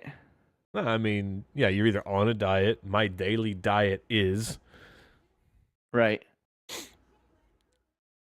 Okay, let's see. I think that's it. That's all I got. All right. That is all I got. We need to make you a little would you rather sound effect somehow. Yeah, I had to figure something out. I don't even know what it would be. I don't either. We'll get something from a game show or something like $100,000 pyramid or something. Because they kind of progressively get worse as they go down the tier, you know? Yeah. So this one for our just the tip topic tonight. This one was kind of put in there to kind of bring awareness to it. I'm huge I'm not on gonna this. name drop. I love this. This is good. I'm not gonna name drop on it just in case they don't want their name out there. But just mental health awareness. Just the daily stuff that everybody goes through and how it affects them. And I kind of had a brief discussion with them trying to decide how we wanted to tackle this and how we wanted to discuss this and what their overall goal was. And one of the things that we were discussing is like different quotes that kind of put things in perspective, or different quotes or things that you live by every day that are inspiring to you that is kind of like your drive to get through the day or to get through whatever deal you're going through. So I guess, I mean, anybody in the chat is open to put any of that in there. Like I'll start like one of the quotes that I saw actually the other day. I don't know if it was today or yesterday. It was painted on the side of like an electrical box in one of the cities, like next to homeless people and stuff. And it said, just because I carry it well doesn't mean it's not heavy. Right. Talking about, just because I act normal and, seem happy doesn't mean that it doesn't wear me down every day, that I don't struggle from it every day. And let me see. I know they had put some other things in here too. Let's see. I gotta go back. There's one in a show called, I don't know if you've ever seen Black Sails or not. But no, it's I had on not. It's on Stars. Let me see if I can find the exact wording here. That way I don't get it wrong, because the way he says it, that's a good one from your mom. Don't give up. You have made it through 100% of your bad days so far. That's a real good one. Right.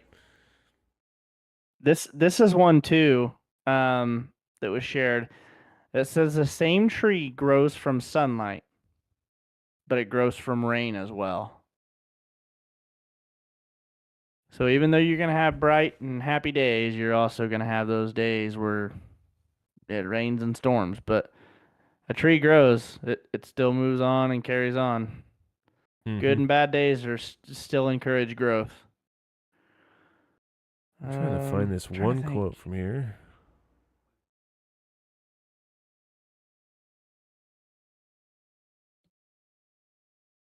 Mindset won't change the shitty situation you're in, but a positive mindset changes you, which changes your ability to deal with the shitty situation that you are in. Mm-hmm. There's sun after rain and love after pain. So this is kind of a long one, but I love this show. It's about Captain James Flint and basically the book called Treasure Island. I don't know if you ever read that book or not, but it's basically how Captain Flint goes and hides his treasure. This is the lead up to how Captain Flint gets his treasure. Pirates of Nassau and all that stuff. This is a quote from him talking about how the government portrays the pirates as monsters. It says, "This is how they survive. You must know this. You're too smart not to know this. They paint the world full of shadows and then tell their children to stay close to the light, their reasons, their judgment, because in the darkness there be dragons." Wow. but it isn't true. We can prove that it isn't true. In the dark, there is discovery, there is possibility, there is freedom in the dark once someone has illuminated it. So even though you may be in a very, very dark place, all it takes is one person to bring light into your darkness. That's all it takes.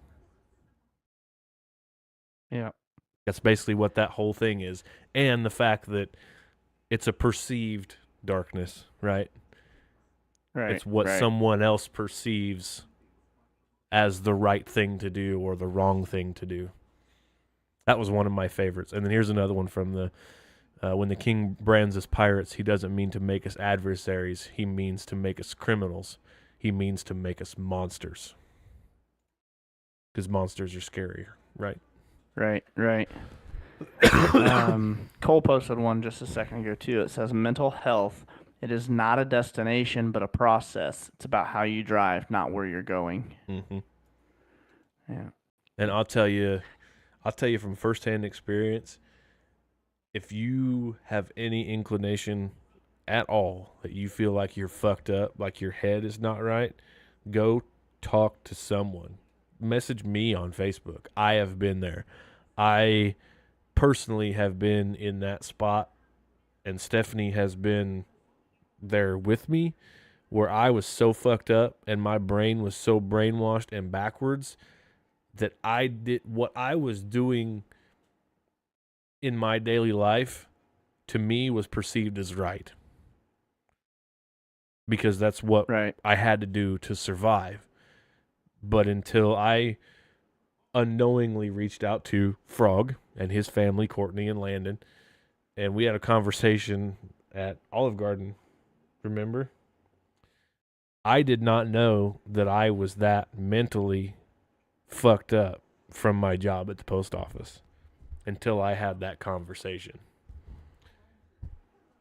So, yeah, if you have any inclination that you are not right in the head, or you need to talk about something, just fucking there will be zero. I can look at you dead in this camera and say there will be zero judgment from my end at all, period. You need to talk, you call me. You message me on Facebook, you text me your phone number and say, hey man, I need help, I need to talk, whatever. I will immediately call you. I will drop what I'm doing and I will call you, period. I will respond as soon as I see it. Right. Yeah, and I mean it's crazy how many different battles people go through, and it's like, I was telling these people that kind of brought up the mental health awareness situation, he goes through some stuff too, and he's found some light here. He's out of a little dark place and a hole, and he's gotten better. But dude, like everybody goes through stuff all the time, and I was telling him, like, it's all a variety, like I guess for anybody that's followed it, I don't know, man. Me and Karina are pretty open about our kids and having a good time and everything else, but nobody knows how hard this pregnancy's been. Like, I don't know. There's so many things that add up to it that it's hard to put into words. Like, you can appreciate somebody and love them and care about them. My appreciation grew exponentially whenever I saw Karina go through what she did when she was pregnant with Bexley and when she had Bexley. There's things that when you see them and witness them with your own eyes, it's you could never. Right. You know what I mean? It's one of those deals, but like, yeah, it's like a holy shit moment.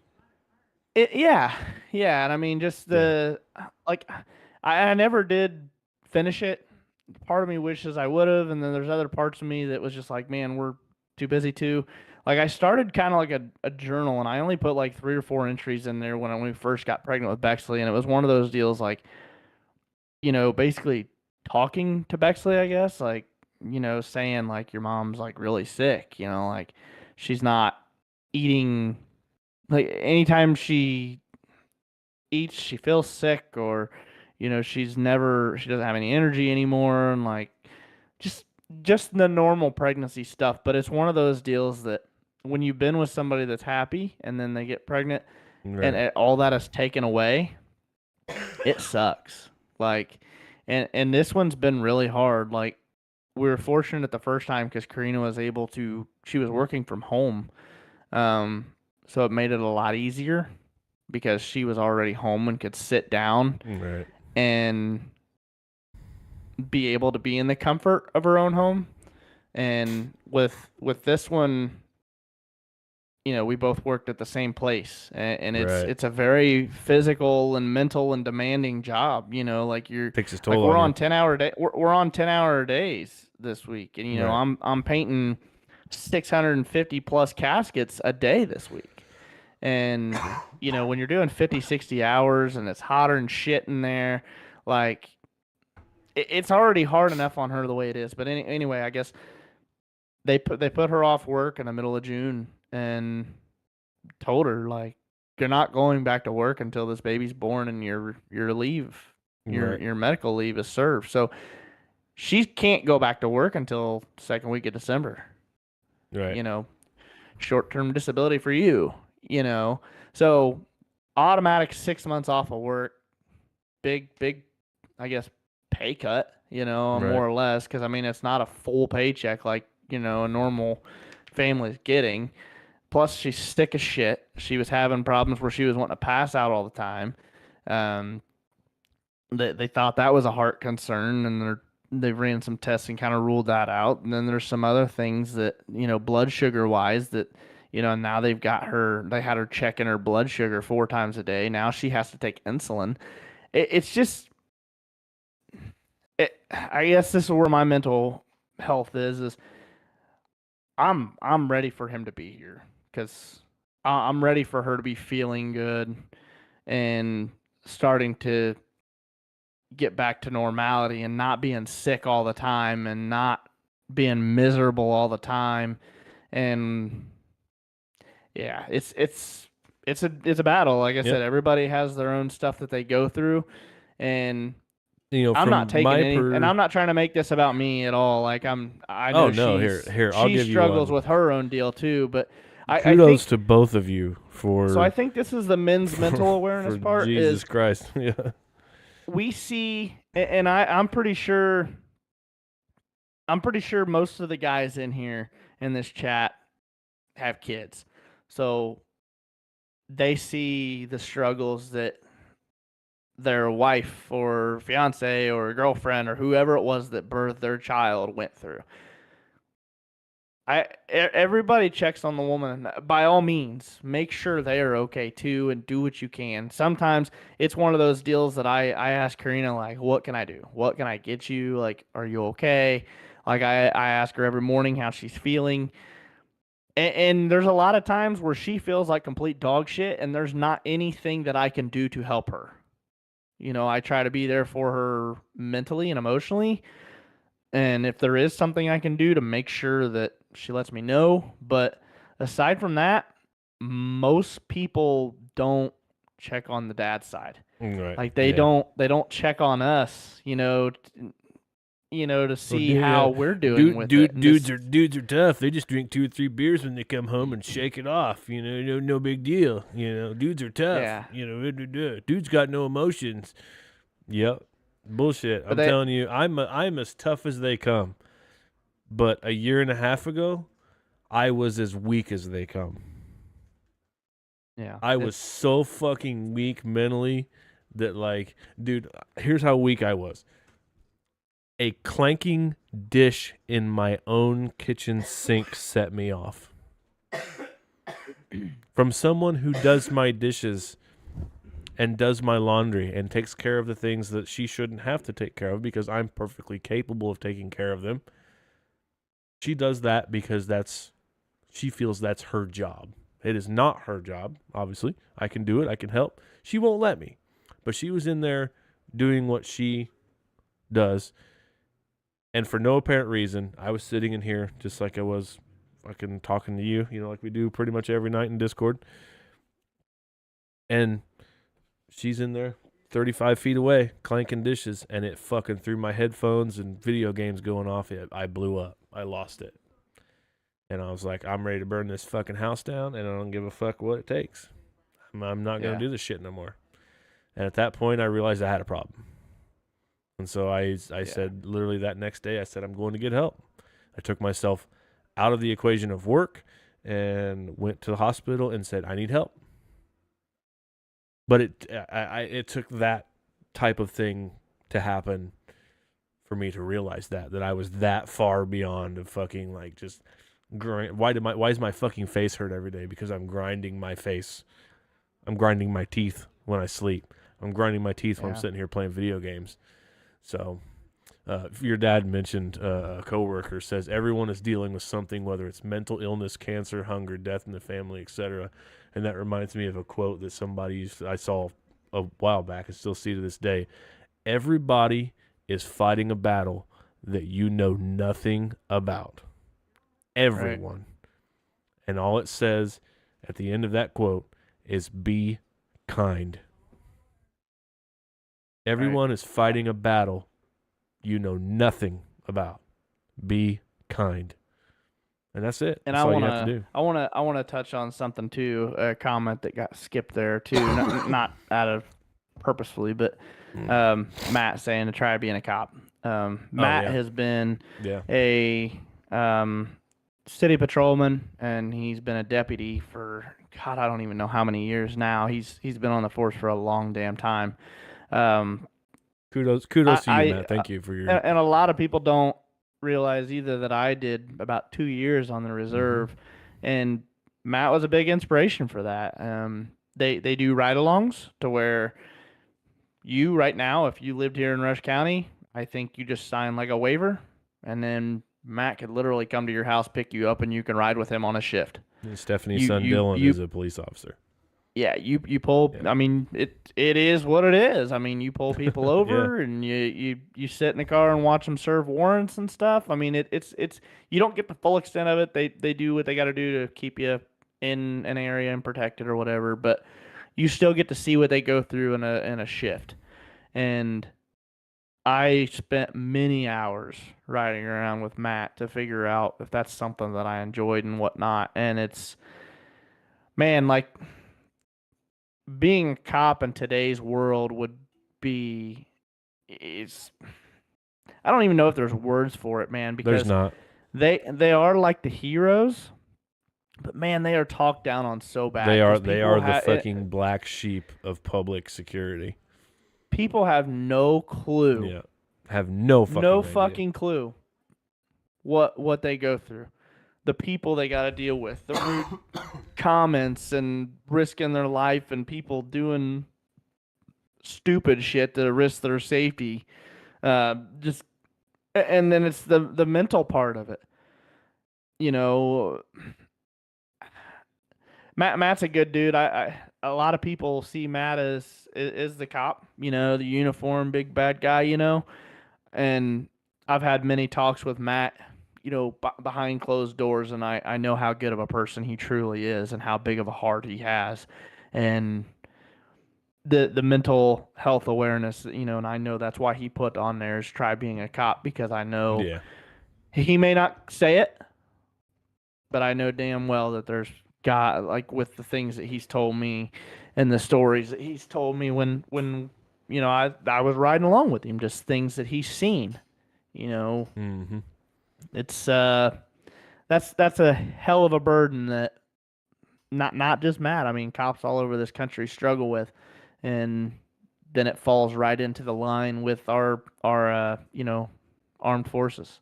Yep. And all of PTSD, our veterans that come back home, and the PTSD and stuff, and law enforcement and paramedics and all of our first responders in all different districts and branches deal with. It's Mental awareness. I mean, this is something that could just snowball, and we can go on and on about it. But it all boils down to be, and the guy that, put this just the tip topic that, felt that it would be a good idea for us to discuss it, and I couldn't agree more. This is probably one of the funniest guys I know, but I know it's one of the things that he deals with daily. And, I guess the message behind it is, even if they are your funniest friend and they seem like they're okay, always check in, just how you doing? Like legit in life. How are things going? Are you okay? Because I'm fine can be taken in so many different contexts. I'm fine doesn't always mean I'm fine. No, I tell people I'm fine and we're fine all the time. Just I've came out and said more shit on this podcast about how I'm feeling tonight, about this whole situation. And, I know, Karina and I had a little breakdown moment, here a few weeks ago, and it's one of those deals where it's tough. This is a tough deal. And, I worry about her daily, and it's one of those double-edged swords. You gotta be at work and making money and stuff to help do what we gotta do to make things meet. But at the same time, like being here, seeing her go through that, like sucks sometimes, dude. Like, yeah.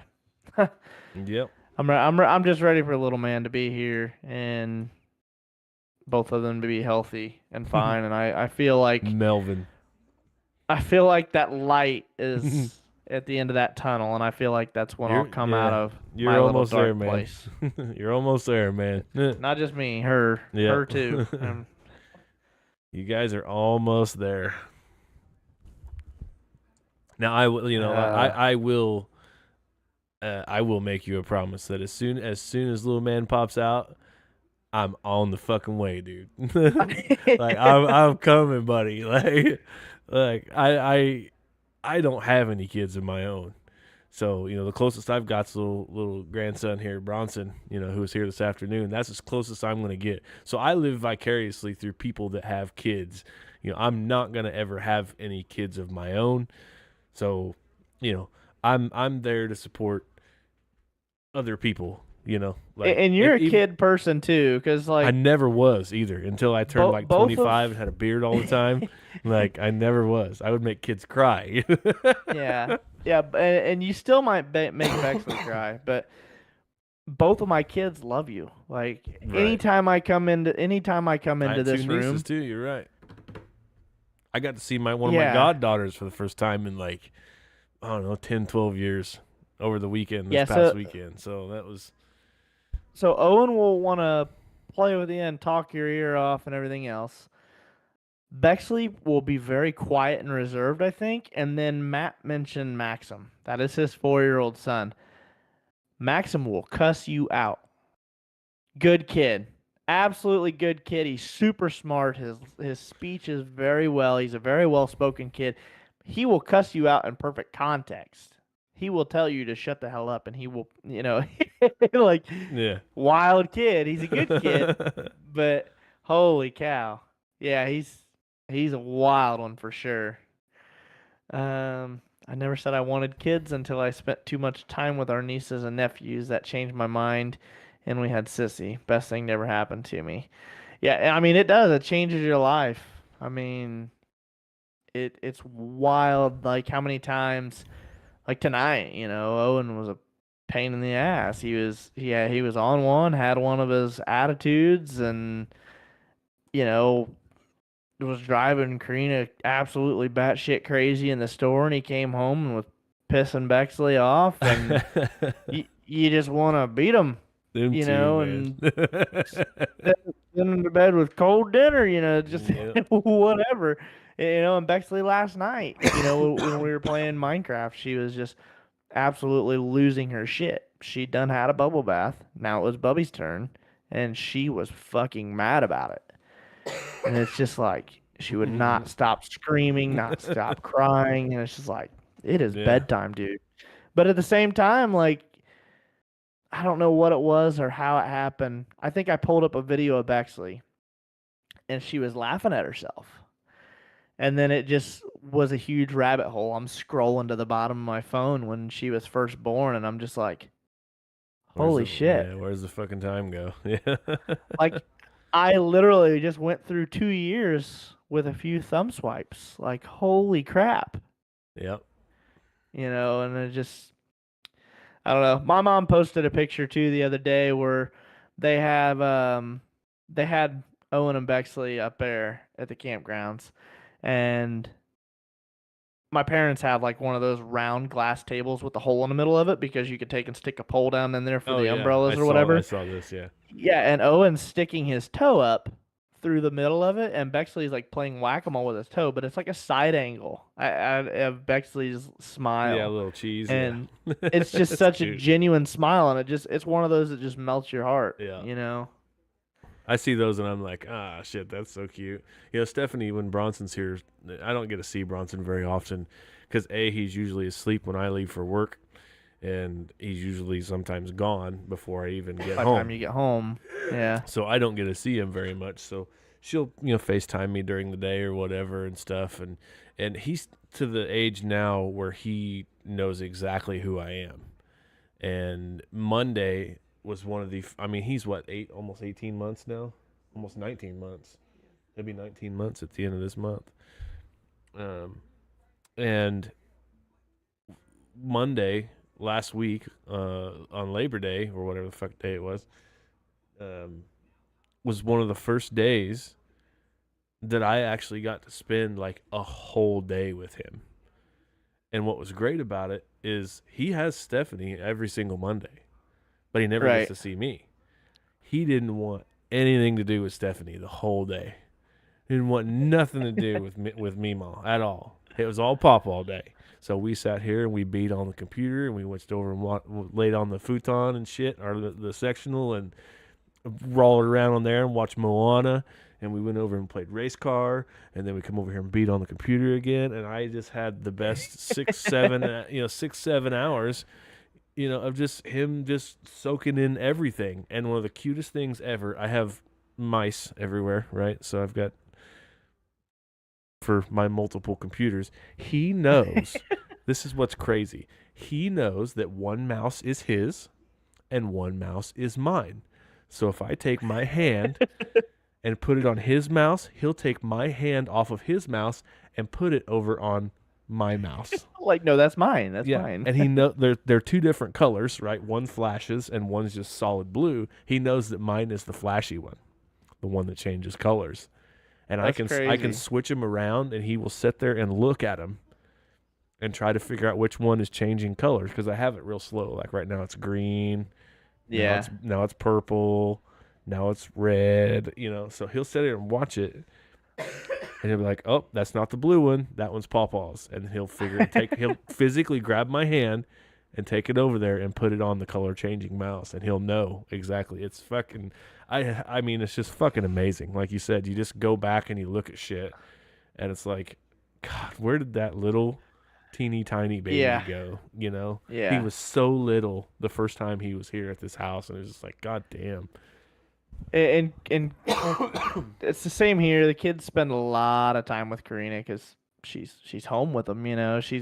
She was home working from home when she had Bexley, and she was always here, and I was at work, and then same deal now. Like I'm at work I'm out of the house at 5 o'clock in the morning, and with us working at 10, I'm not home till 4:35. Right. So she's got 12-hour segment there where it is nothing but just them. So, but it's one of those deals that, I'd be still a lot of stuff into her, like the funny noises and the buys, the fucking the sound effect here. That's one of my favorite things. There's funny and crazy and dumb shit that I do and she does back, and that I teach her, and it's just wild how much kids pick up and learn. You know, and like like I said, anytime I walk in here, very rarely there's sometimes she'll sit on a couch and watch Coco Melon or something, but she gets distracted and runs and plays. If we come in here, she will sit on my lap for like long periods of time if I put it up on here, and she'll watch them. And like I said, we were trying to get the stuff ready for the podcast earlier, and she was sitting here on my lap watching Coco Melon. I've got the sound off just because I got the headphones on so I could talk to you. She don't give a shit. She just likes watching. She is completely just tied into it, just focused in. Like, see, this is or like the race cars. Things. Like, the race cars. Yeah. She would sit up here and just look at and point and go vroom vroom. Like Karina sent me a Snapchat the other day where she was waiting on Owen to get out of school, so she sat Bexley on her lap while they were waiting, and she's got the steering wheel and she's going back and forth, going vroom vroom, like swinging it back and forth. It's just it's pretty cool. Like this picture, just like my whole life, my dad has been a hard ass. He's just been mean. He doesn't really say much, and anytime he says something, especially when I was growing up, I understand that, like, this is the way dads are. They yell at their kids. That's just how dads are. Right. But then I look back and I'm like, this little boy is not even my blood relation, not even my own grandchild, but yet here's my dad. Yeah. Holding that little boy. Like he's his own, like, yep. My God, like, where does how does life serve that to you? You know what I mean? Like, and my think about all the shit don't you know had I to have go this to picture. Get to this point. But I took this picture of my parents. My parents are huge, like, they're a saving grace, man. Like, they are so supportive and have helped us in every aspect and every adventure that me and Karina have taken. I mean, whether it was with the wedding or Bexley or with Owen or, Owen is not blood relative to them. Right. And they don't treat him any different than that. And I took this picture at Owen's football game the other night, or the other day, Saturday, when we were getting ready to leave. And I don't know. Is it focusing? Oh, yeah, it's going. Yeah. Look, cute. They've got Owen's T-shirts on. It says Ficklin on the back with his number, and they're holding Bexley's hand as we're walking out of the football stadium. Right. I just had to get that picture. It's crazy, and I mean, we've kind of went full circle, and I think Cole mentioned it. Above, that, if you didn't have kids or, things like that in your life, grandkids, like you were talking about with Bronson, that something that drives us or inspires. I think we just found a common interest there that I think I would he put in there. I think I would struggle with more than, one. So yeah, there's my mom. I want that picture, please. But I think these kids make it all worth it, and that's a lot of my inspiration to get through the hard days in the paint booth or at work when we're hitting 100+ degree temps and days are long, nights are short. Couple more hours. Body I get to go hurts. home and see my kids. Yeah. Mentally fucking drained. I think that just being able to provide and knowing that they are healthy and happy and well taken care of, it's definitely the flip side of the coin. I mean, it makes it all worth it for sure. Yeah, I never thought in a bajillion years that, like, I have a picture of Bronson, like, on my desk.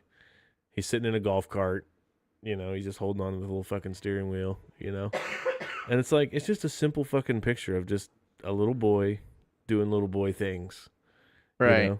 But the fact that now I'm 39 years old, he calls me Paw, he's going to call me Paw Paw, which was my grandpa's name. I didn't know my mom's parents. So I only had one pawpaw and I had one meemaw. That's meemaw. I'm now pawpaw. You know, and it's like it's just weird because 15 years ago I was not that dude. You know what I mean? Like 15 years ago I was playing music every weekend, didn't have a damn care in the world about kids, and you know, my friends had kids and they're naming me a godparent, and I'm just like, yeah, okay, cool, you know, yeah, sure, absolutely, it's great. But you know, now that I got Bronson, it kind of opened up a whole new page of a book that, okay, there was a reason that they named me their godparent. I may not be blood relation or uncle or whatever, but I've always been Uncle Dan to anyone of my friends' kids. I've always been Uncle Dan. It's not, hey, this is my buddy. It's Uncle Dan. You know, so it's just surreal that like I'm 39 and now I've got anything a dude could really ask for.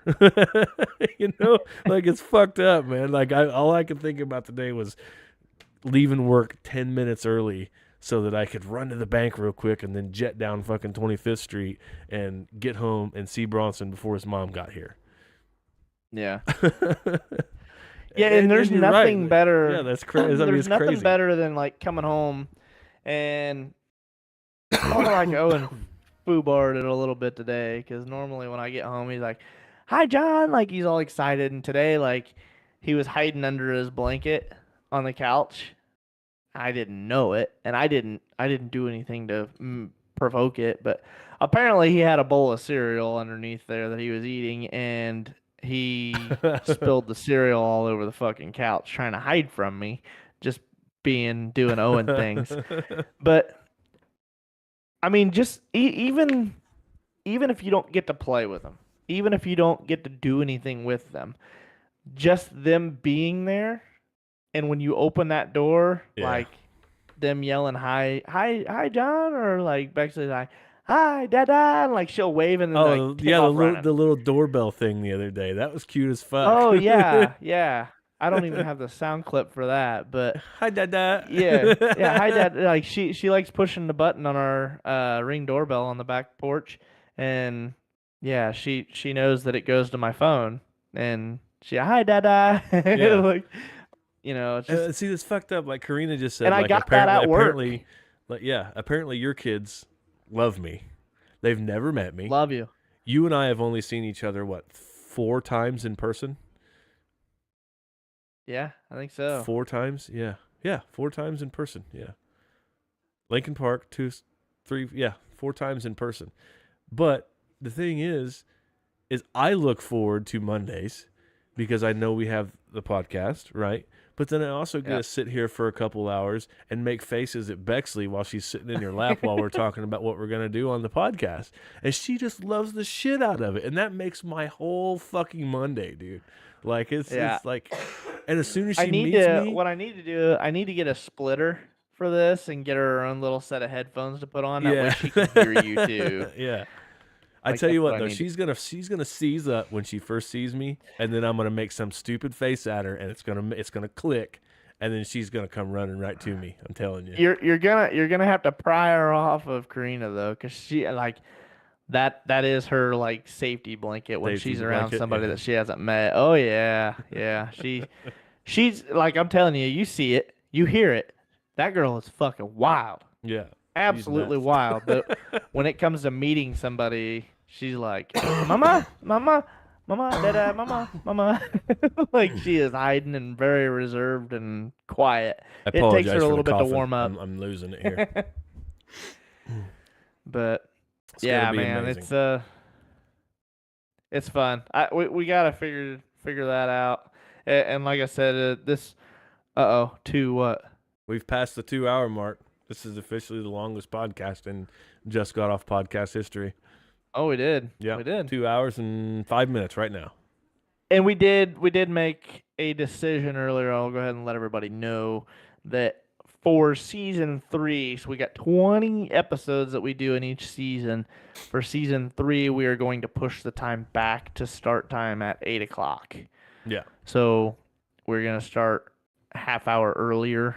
Just it seems to work a little bit. It doesn't run so late into the night. Mondays are tough anyway. Right. Just because everybody's getting back in the rhythm of things for the week. Long, hard days, tired, wore out. Yeah. So you guys have done an amazing job sitting here with us tonight, though, by the way, for 2 hours and almost 6 minutes now. So, but we've rambled a lot. We've snowballed a lot. And we can't thank all of you guys enough. Right. We love you. We think we were actually just talking about the analytics and stuff of this. We were talking about how like the first few episodes we only had like 4 viewers. And see, Matt works second shift, so he doesn't even get off until midnight. So he's probably got us set up in his cruiser right now, just hanging out. But yeah, when we first started this deal, we only had like 4 viewers, Yeah. and then you were saying a couple episodes ago that we're at 25, or something like that, and it's ramped up, which isn't a whole bunch, but it's growth, it's improvement. Growth, yeah. We're just like we literally, it's in most of our descriptions. We're just two dudes from small town Indiana talking shit. We'll talk about anything, man. You got him on a laptop. And that's what's cool about modern technology, man. It's like, the dude who drives a semi, your buddy that drives a semi. Yeah, Jason. Well, yeah. Rex too. No. You're talking about Kyle. Kyle popped in here that one time and was saying that, he listens to us when he's on the road, so, oh, dude, Cole and Matt said they ordered shirts. Nice. Hell yeah, dude. Enjoy. Yeah, John's sporting one right now. So, so I don't know what colors you guys got. These are the black ones. I hope you like them. I did all the graphics for the shirts with John's little input and help and stuff. So, and I redo all the graphics again for season 3. So, so we'll start working on a new intro and stuff as well. I usually do all the audio part of it and piecing all that together. So all that little audio file that you hear in the beginning is just a bunch of pieces put together into one. Don't give them all the secrets, man. Oh, I got to. They got to understand how it works. No, fuck them. But so I do all the audio stuff. I piece everything together. Dano does all the video stuff, and he pieces his together.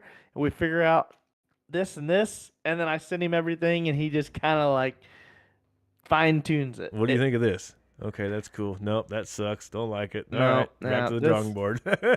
Yeah, see if we can find the sound effects for this one. Yeah. So, oh man, we appreciate the fact that you guys look forward to it on Monday. We do too. Apologize for me and Steffi's coughing right now. We are still dying. But thank you guys so much for being here. Appreciate you ordering some merch. It does directly support the podcast and all of our subscriptions we have to go live on multiple platforms and keep this thing up and running. I did, however, get a new fresh discount on my internet and faster speeds. So we're broadcasting in higher definition tonight. Yeah, I'm still on the Amish internet. Hamster Amish hamster internet. Hey, be careful what you get when you're online shopping too. Right. Yeah, ordered a German Shepherd, and some old Amish dude knocked on my back door. So, German Shepherd. God. Do I get a little? There it is. There it is. Yeah, he was waiting. But then, how much is it to do a podcast a year? We're pretty low budget. Yeah. These you could really fuck. I mean, I listen to podcasters that like have their own fucking studio, completely different center location for both people. They rent a building, they renovate it. Yeah, they have the possibilities are endless.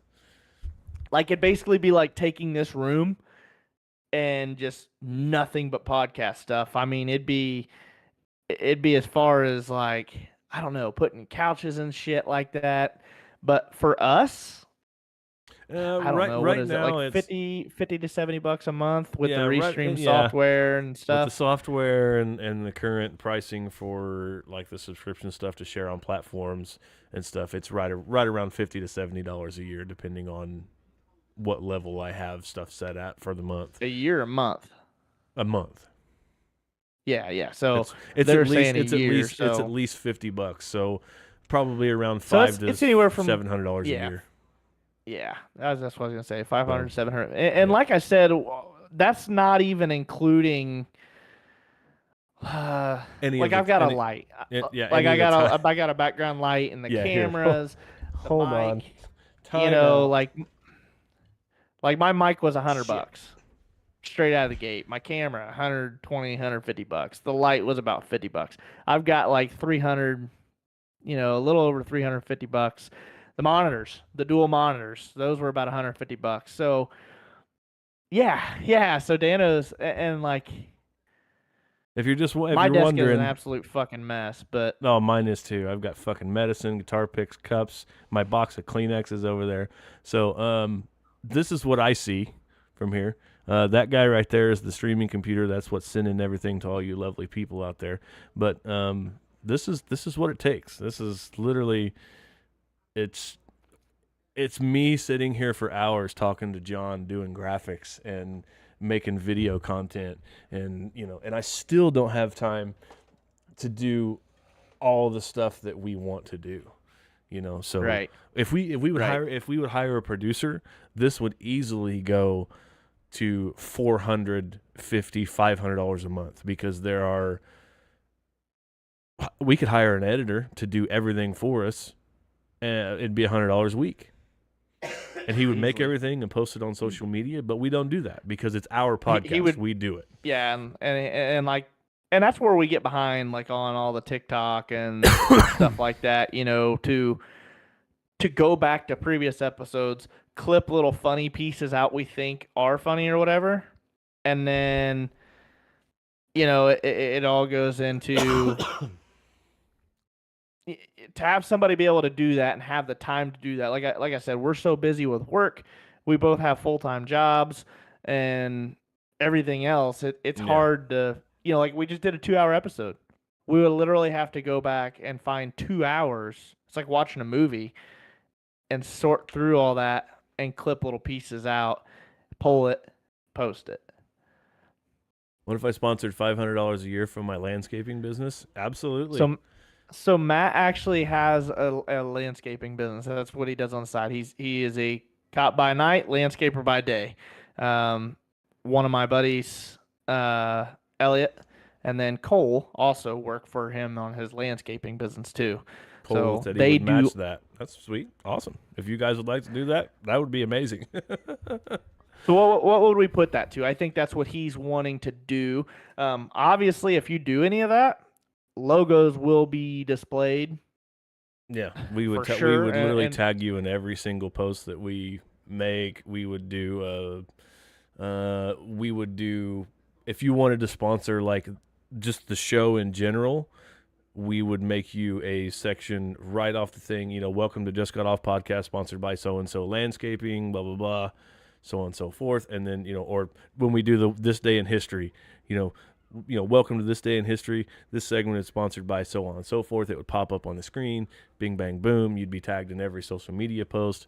We'd make sure that you got the exposure, because between John and I's friends list, that's another 5,000 people that you get exposed to. It's free advertising for you. So yeah, and it's one of those things too that not only is it on just Facebook, but it's on YouTube. On Twitch. It's on Twitch. We stream on those three, Facebook, YouTube, Twitch, and then also we upload all the audio onto Spotify every night. Yep. So tomorrow morning, I will put my earbuds in. Not supposed to. I'll put my earbuds in at work, and I will listen to every single episode while I'm at work, just to listen for the audio things, and constantly be telling Daniel, hey, like, I think we had a discussion about it today. Earlier. Hey, man, I was really fucking loud last episode. You were really quiet. Let's turn you up.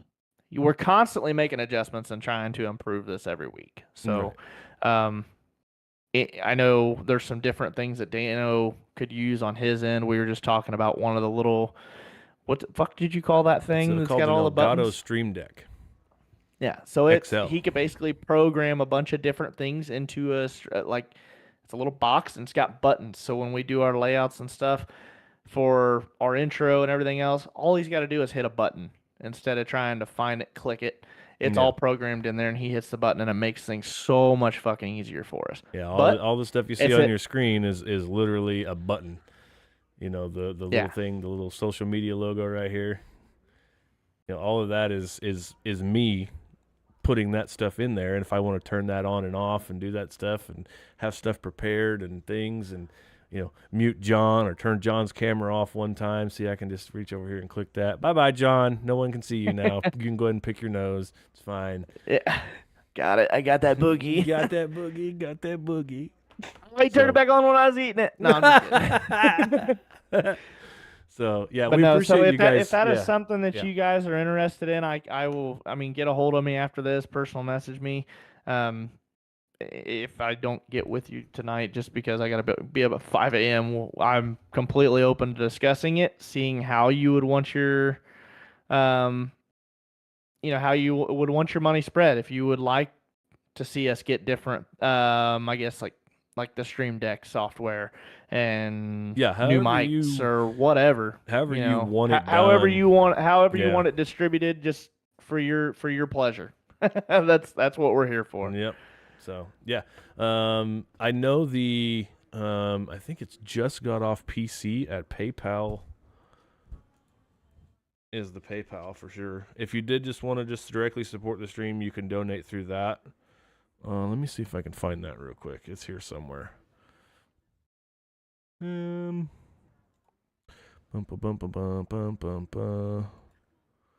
Cole, we do not have Cash App. No.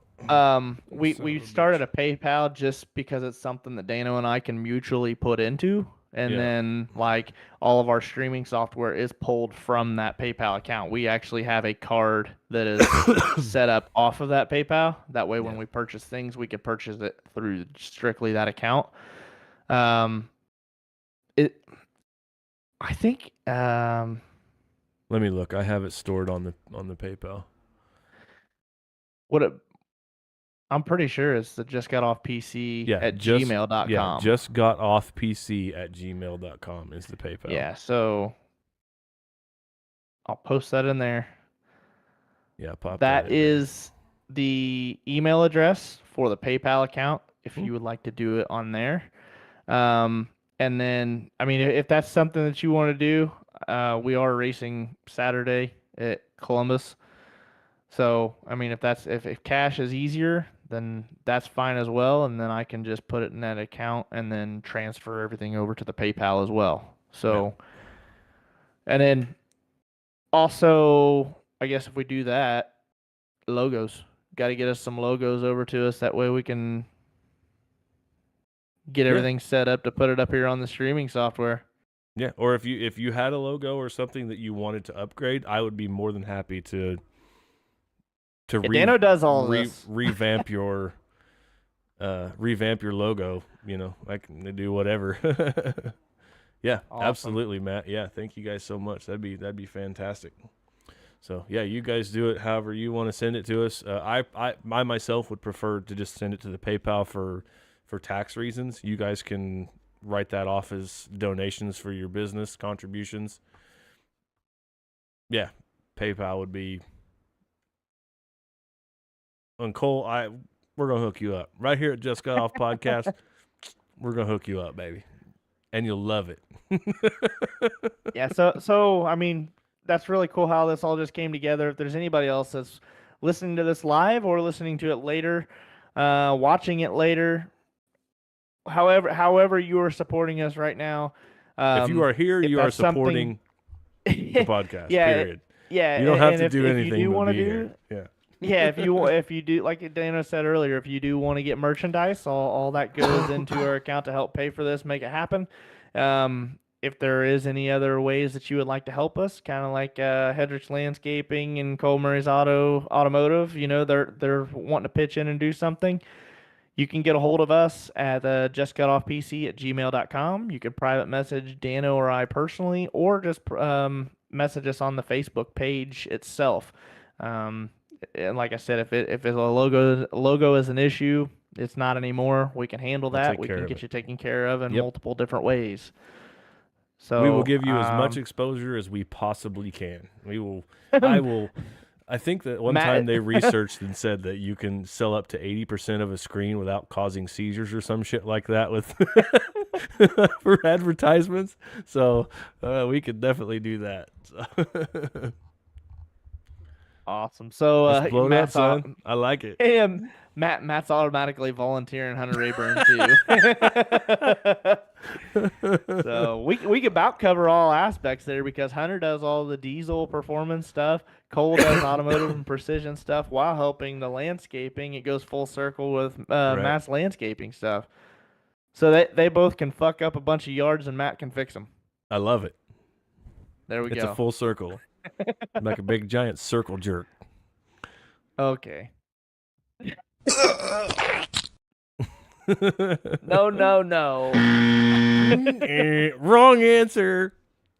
All right, we have outkicked our coverage. We have went way over.